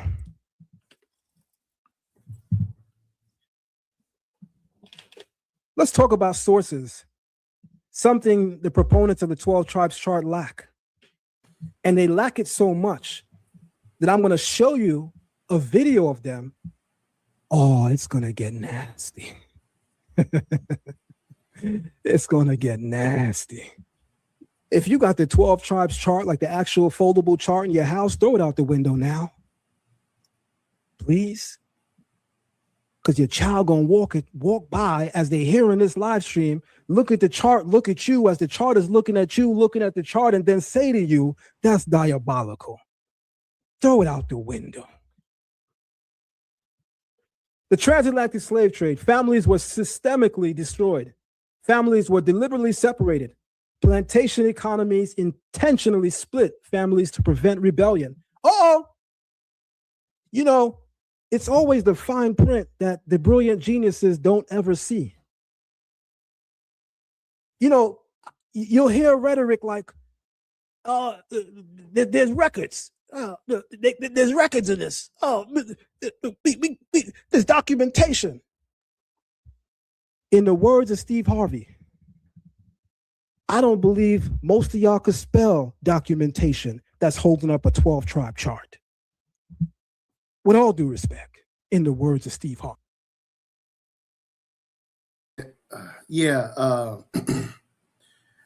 I don't understand why that's necessary, Zion Lexx. I don't understand why that's necessary. So we're going to go to some historical books here, right? Here's a historical book. The Jews in America, that Americas are that of that race, are Americans of that race, right? This book is by Thomas Thurgood, right? Here's another book, another historical source, right? America being the latest and most accurate description of the New World, book 1, right? See if y'all can see that, right? Right? Here's another book, historical book, right? The Mysteries of the Mexican Pyramids. Now, one thing that's significant about this book is that a lot of you don't understand that America was a metropolis before Christopher Columbus came here. It was already a place of much commerce and people coming in and out. And then in this book, it actually gives you maps of North America, what it looked like up and down the Mississippi River, right? Whole communities and cities that was here. But they show you movies like Western movies. They show you movies and you make you think about the West and how the West was wide open and all that.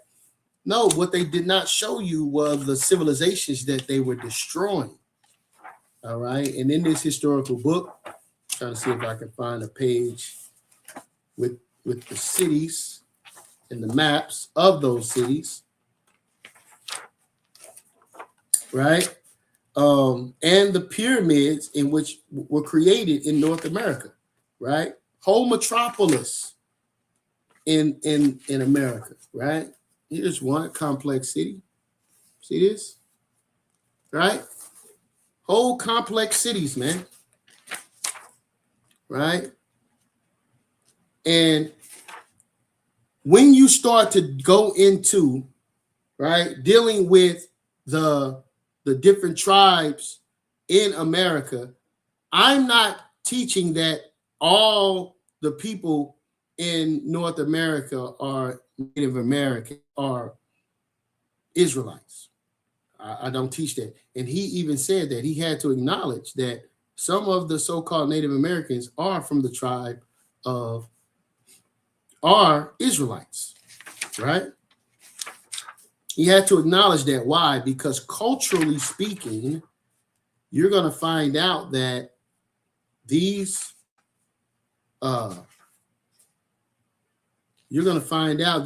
people have cultural practices, right? Here's another historical book that you claim we don't have, right? This book is called, and I encourage you all to get this book, man. It's called A Short Account of the Destruction of the Indies by Bartholomew de la Casa, right?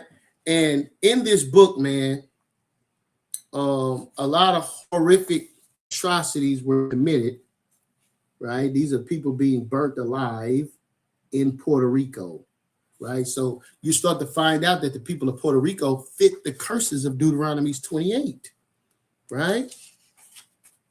You start finding out that, and this book deals with primarily the horrific acts that happened in Puerto Rico, right? Which I lived in Puerto Rico for 2 years, so I was able to go there and see a lot of the cultural practices.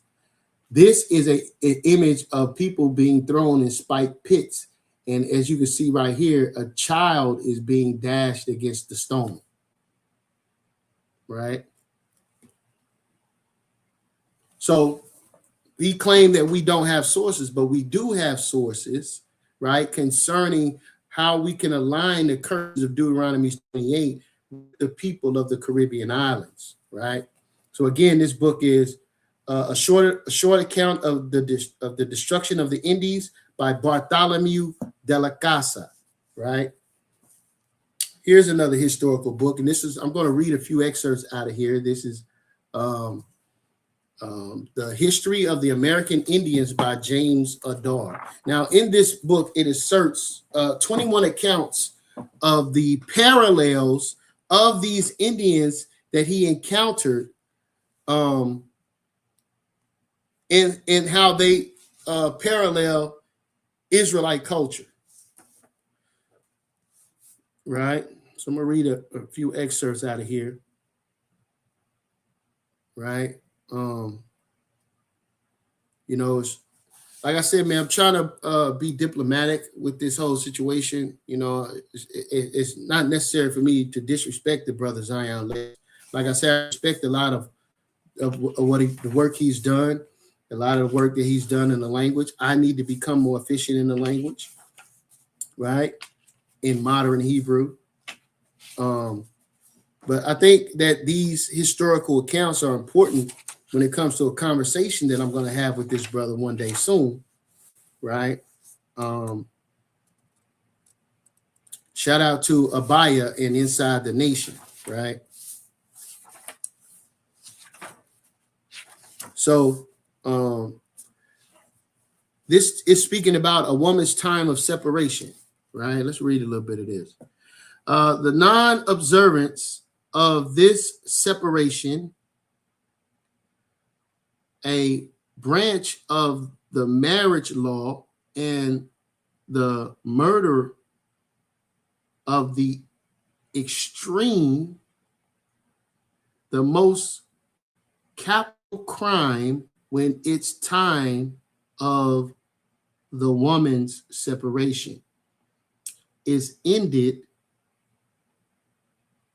they always purify themselves in deep running water, returning home dressed and anointing themselves. They ascribe these monthly periods to the female structure, not to the anger of the, and it's a name in their language, right? Mosaic law of woman separation, purification after the manner of a woman. The Indian women abstained themselves from their husbands and all of their public company for a considerable amount of time, why are these people doing this, right? This is an excellent book to get into. I mean, it goes on and on and on.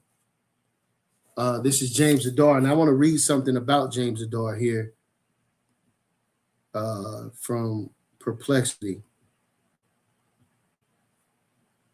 Right? Let's see. So later on in the video, he makes a statement about the Mormons and how the Mormons was trying to make a connection, but the thing is, this book, James Adar, was written 100 years before the Mormons even came into existence. So simply because they utilized this book, now they want to connect James Adar to the Mormons. Let's read about this real quick.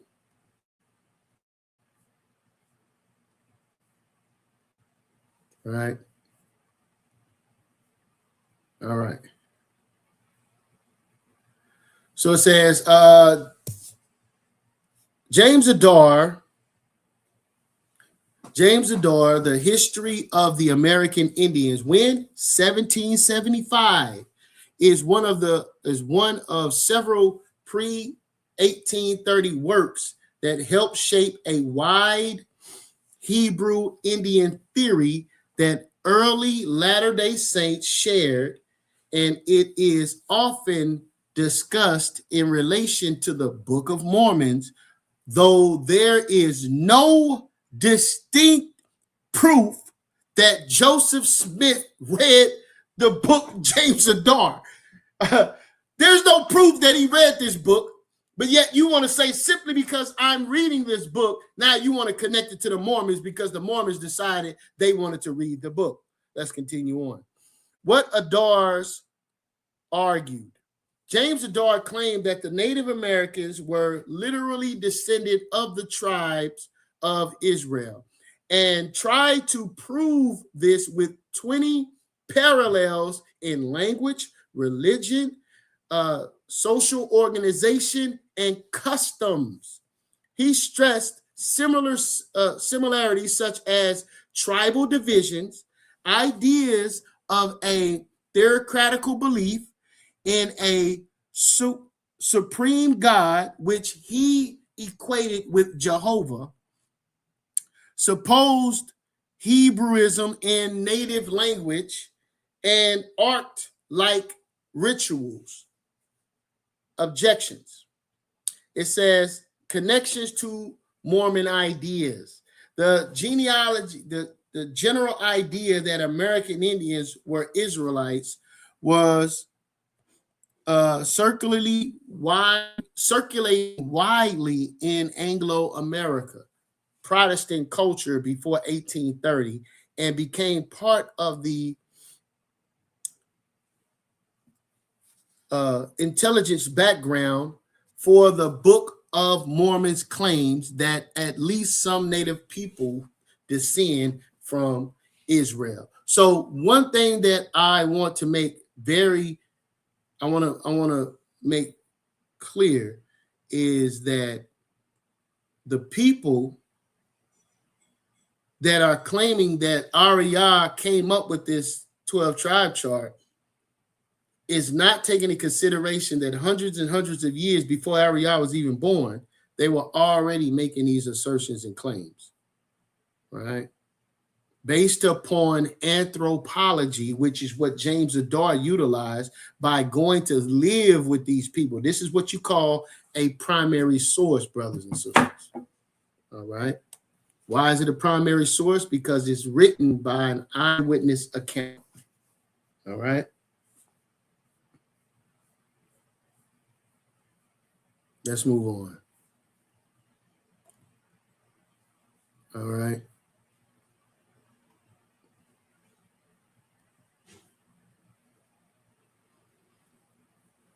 Yeah, let me say this too. All right, because a lot of exclamation list of one second, family. List of black inventions. All right, so let's deal with Haiti for a second, right? Let's deal with Haiti for a second. All right, because he made these assertions and these claims several times throughout this video. And like I said, it takes time to disprove certain assertions. So you all have to bear with me. So I'm not going to be able to hold you all night. All right. So what it says here, what is the main cultural practice of the Haitians that is known worldwide? Let's see.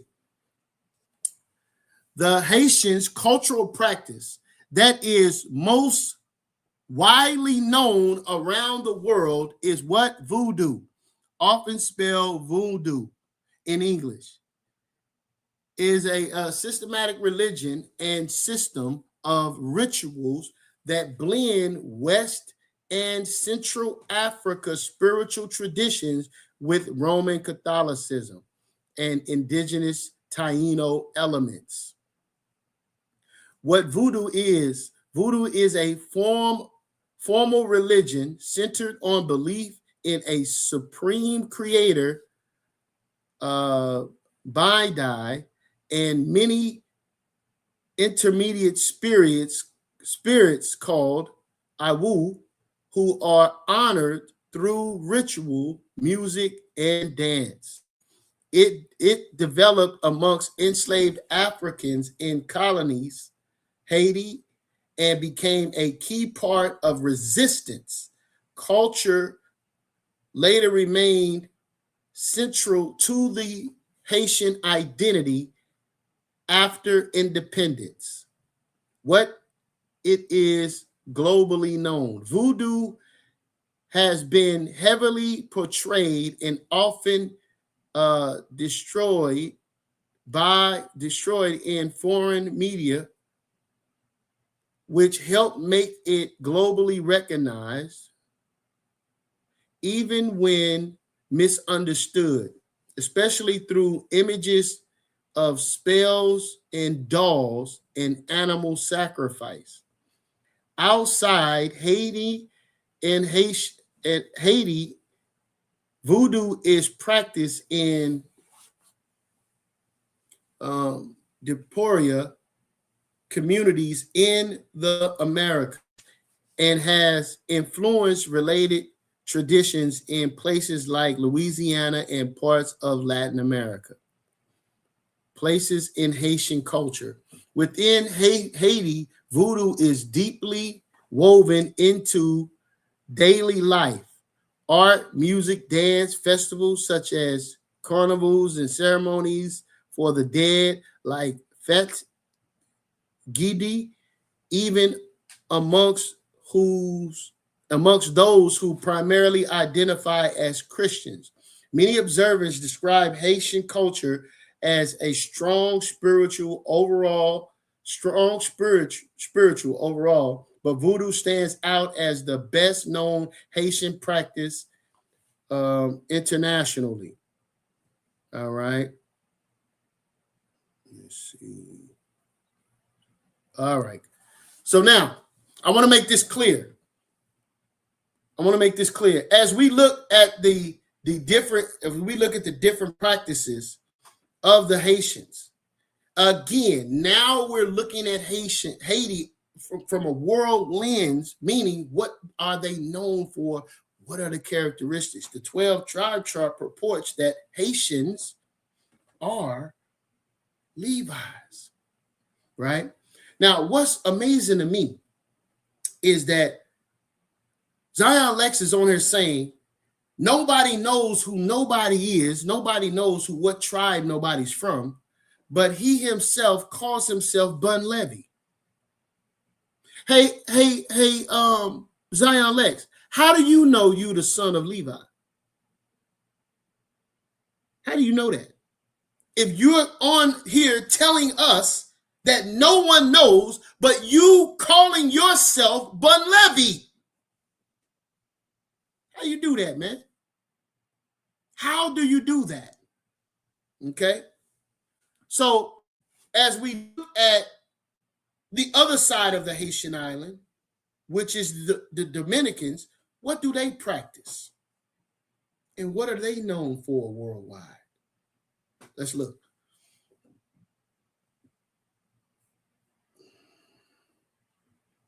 What is the difference between the practice of voodoo and Santa Maria? Voodoo and what many Spanish-speaking speakers call Santa Maria, better known as Santa Maria, are closely related African Caribbean religions, but they differ in origins, language, Catholic influence, and pantheons, structures. Both blend West African religion with Catholicism, yet each developed in a different colony of distinct European powers and African ethnic base. Names, origins, and geography. Voodoo, often called voodoo, formerly formed mainly in Haiti, shaped in France, shaped in a French colony context amongst enslaved found Iwu people from the Big of Benjamin. Santa Maria, also called La Rio de Ochimo or Santa Maria, developed primarily in Cuba and in a Spanish colony context based mainly in Yoruba religion, right?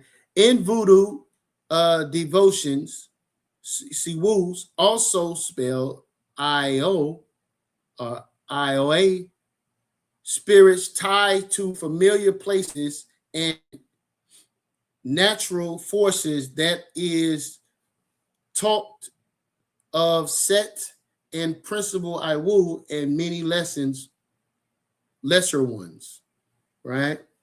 So as we look at the two separations, this practice is not just practice in Haiti, but it's practice because they spread. Like they said, it's went and people practice it in Louisiana primarily, and then in certain other parts of Caribbean. But these people have characteristics of themselves. So these two, Haitians and Dominicans, have these two forms of religion, but they're on the same island. Do the Bible say anything about this? Let's see.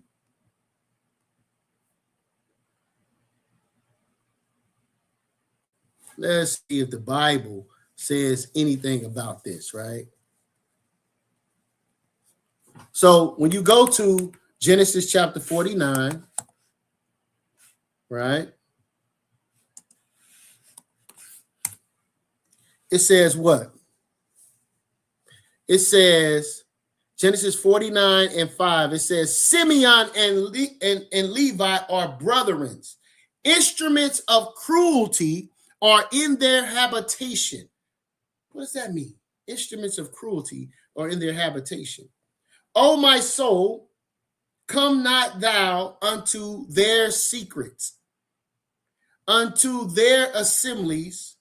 Mine honor be not thou united, for in their anger they slew a man, and in their self-will they dig down a wall. What is this talking about? When you go back into the Bible, right?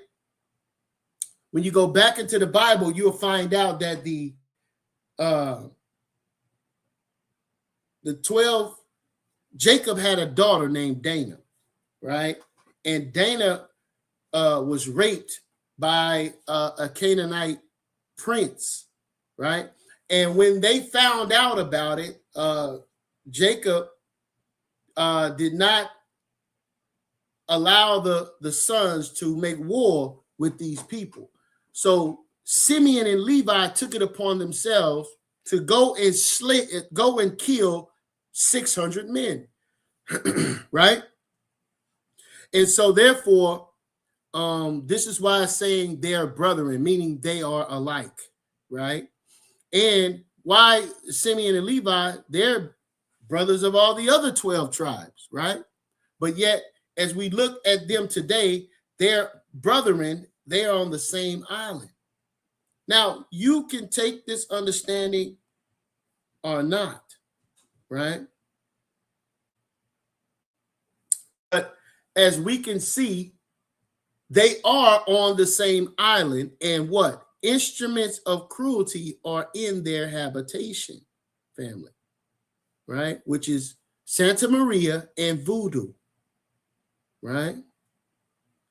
Cursed be their anger, for it was fierce, and their wrath, for it was cruel. I will divide them in Jacob and scatter them in Israel, right? So as we can look and we can see these parallels and these practices of these people, let's look at more evidence, okay?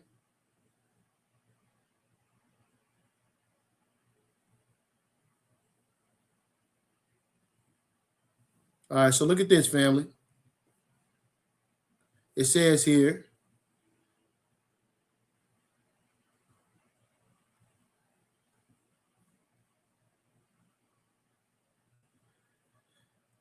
what are the cultural, make sure you guys can see.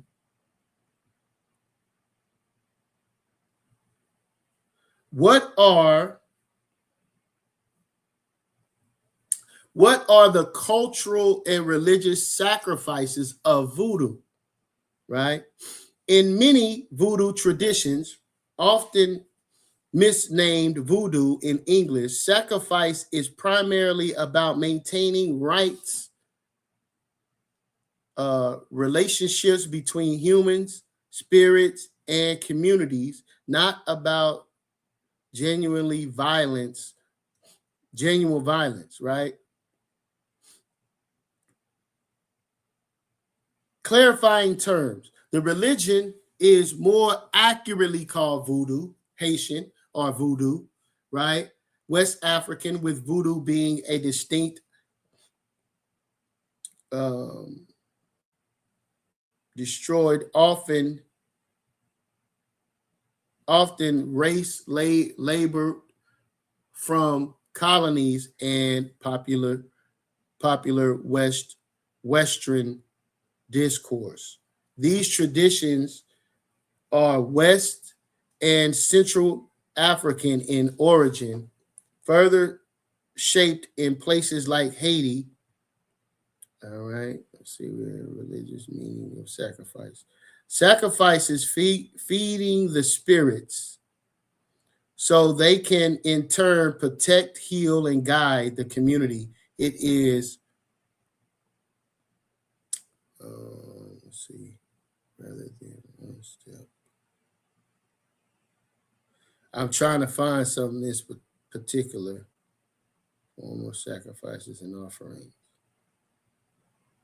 All right, common offerings include cooked food, fruits, liquor, tobacco, and sometimes animal sacrifices. Specifically, spirits are associated with sacrificing animals, colors, and foods. Animals such as, listen at this, animals such as chickens, goats, pigs, and sometimes bulls are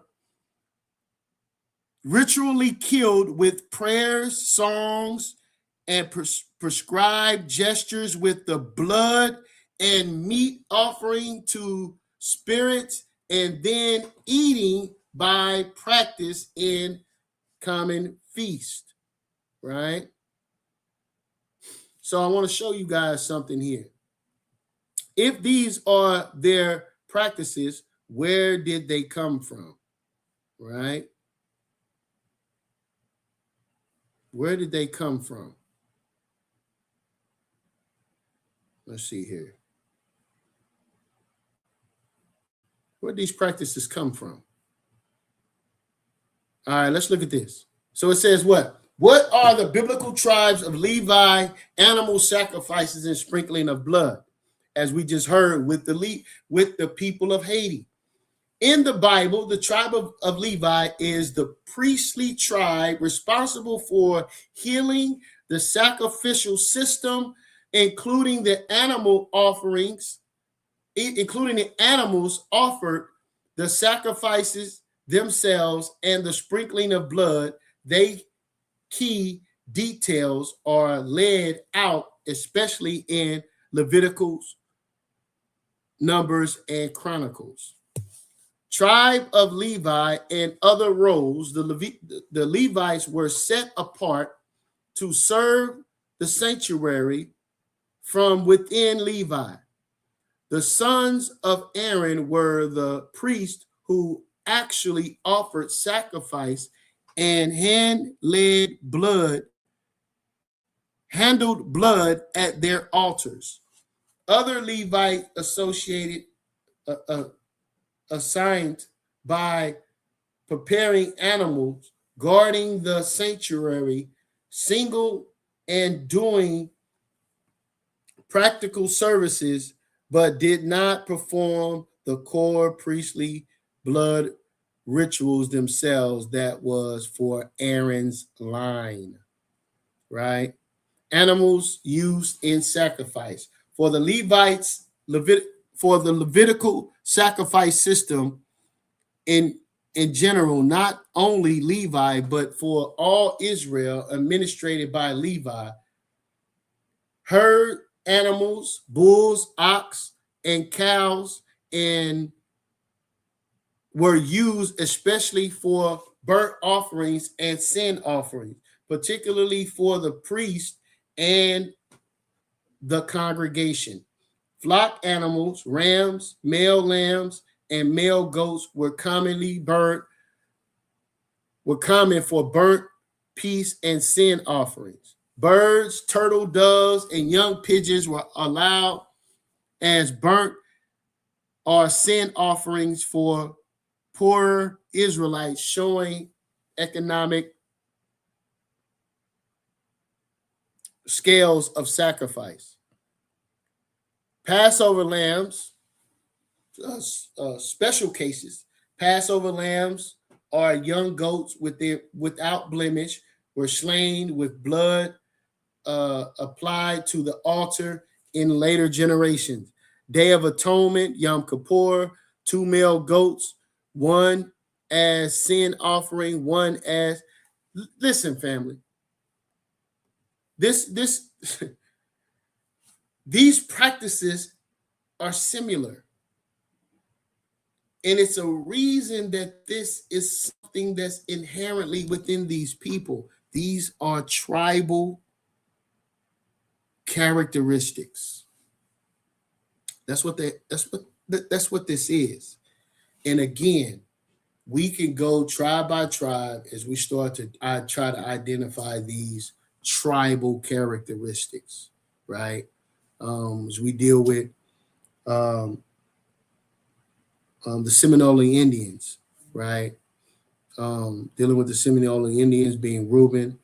These people were known for being great scouts, right? So as we look at the multitude of different tribal characteristics, this is how we are able to identify these tribes, which Zion Lexx says is impossible. But, I pray that, you all are able to go check out his video and be on the lookout for a sit down, possibly, so we can kind of engage and question each other concerning these points, which the brother is saying is impossible. I hope that I was able to open up your minds to the possibilities of being able to utilize anthropology to identify these tribes, right? So I have a wealth of more of information, but I don't want to hold you all night. I pray that the Most High have opened up your mind and your spirit And if you have any questions, contact me, man. I'm willing to have a sit down concerning these things as we continue to try to shed light on the possibility of us being able to identify these tribes, right? So I want to leave you with this. Zion Lexx, I don't understand you calling yourself Ben Levy, man. If we don't know who we are, you should just be Ben Israel, right? So I don't understand that, bro. So, again, like I said, I'm trying to be as diplomatic as I can, brother, and respectful as I can in areas where you were not respectful, bro. You're very disrespectful to the elders. I didn't really even get into the second half of the video like I planned on doing, but we are already at 2 hours and 20 minutes. So I don't want to hold you all night. I appreciate you all. And the 12 tribe chart is still alive. Shalom. All different type of information every week. Let me speak. If you subscribe, we're going deep. Love talk.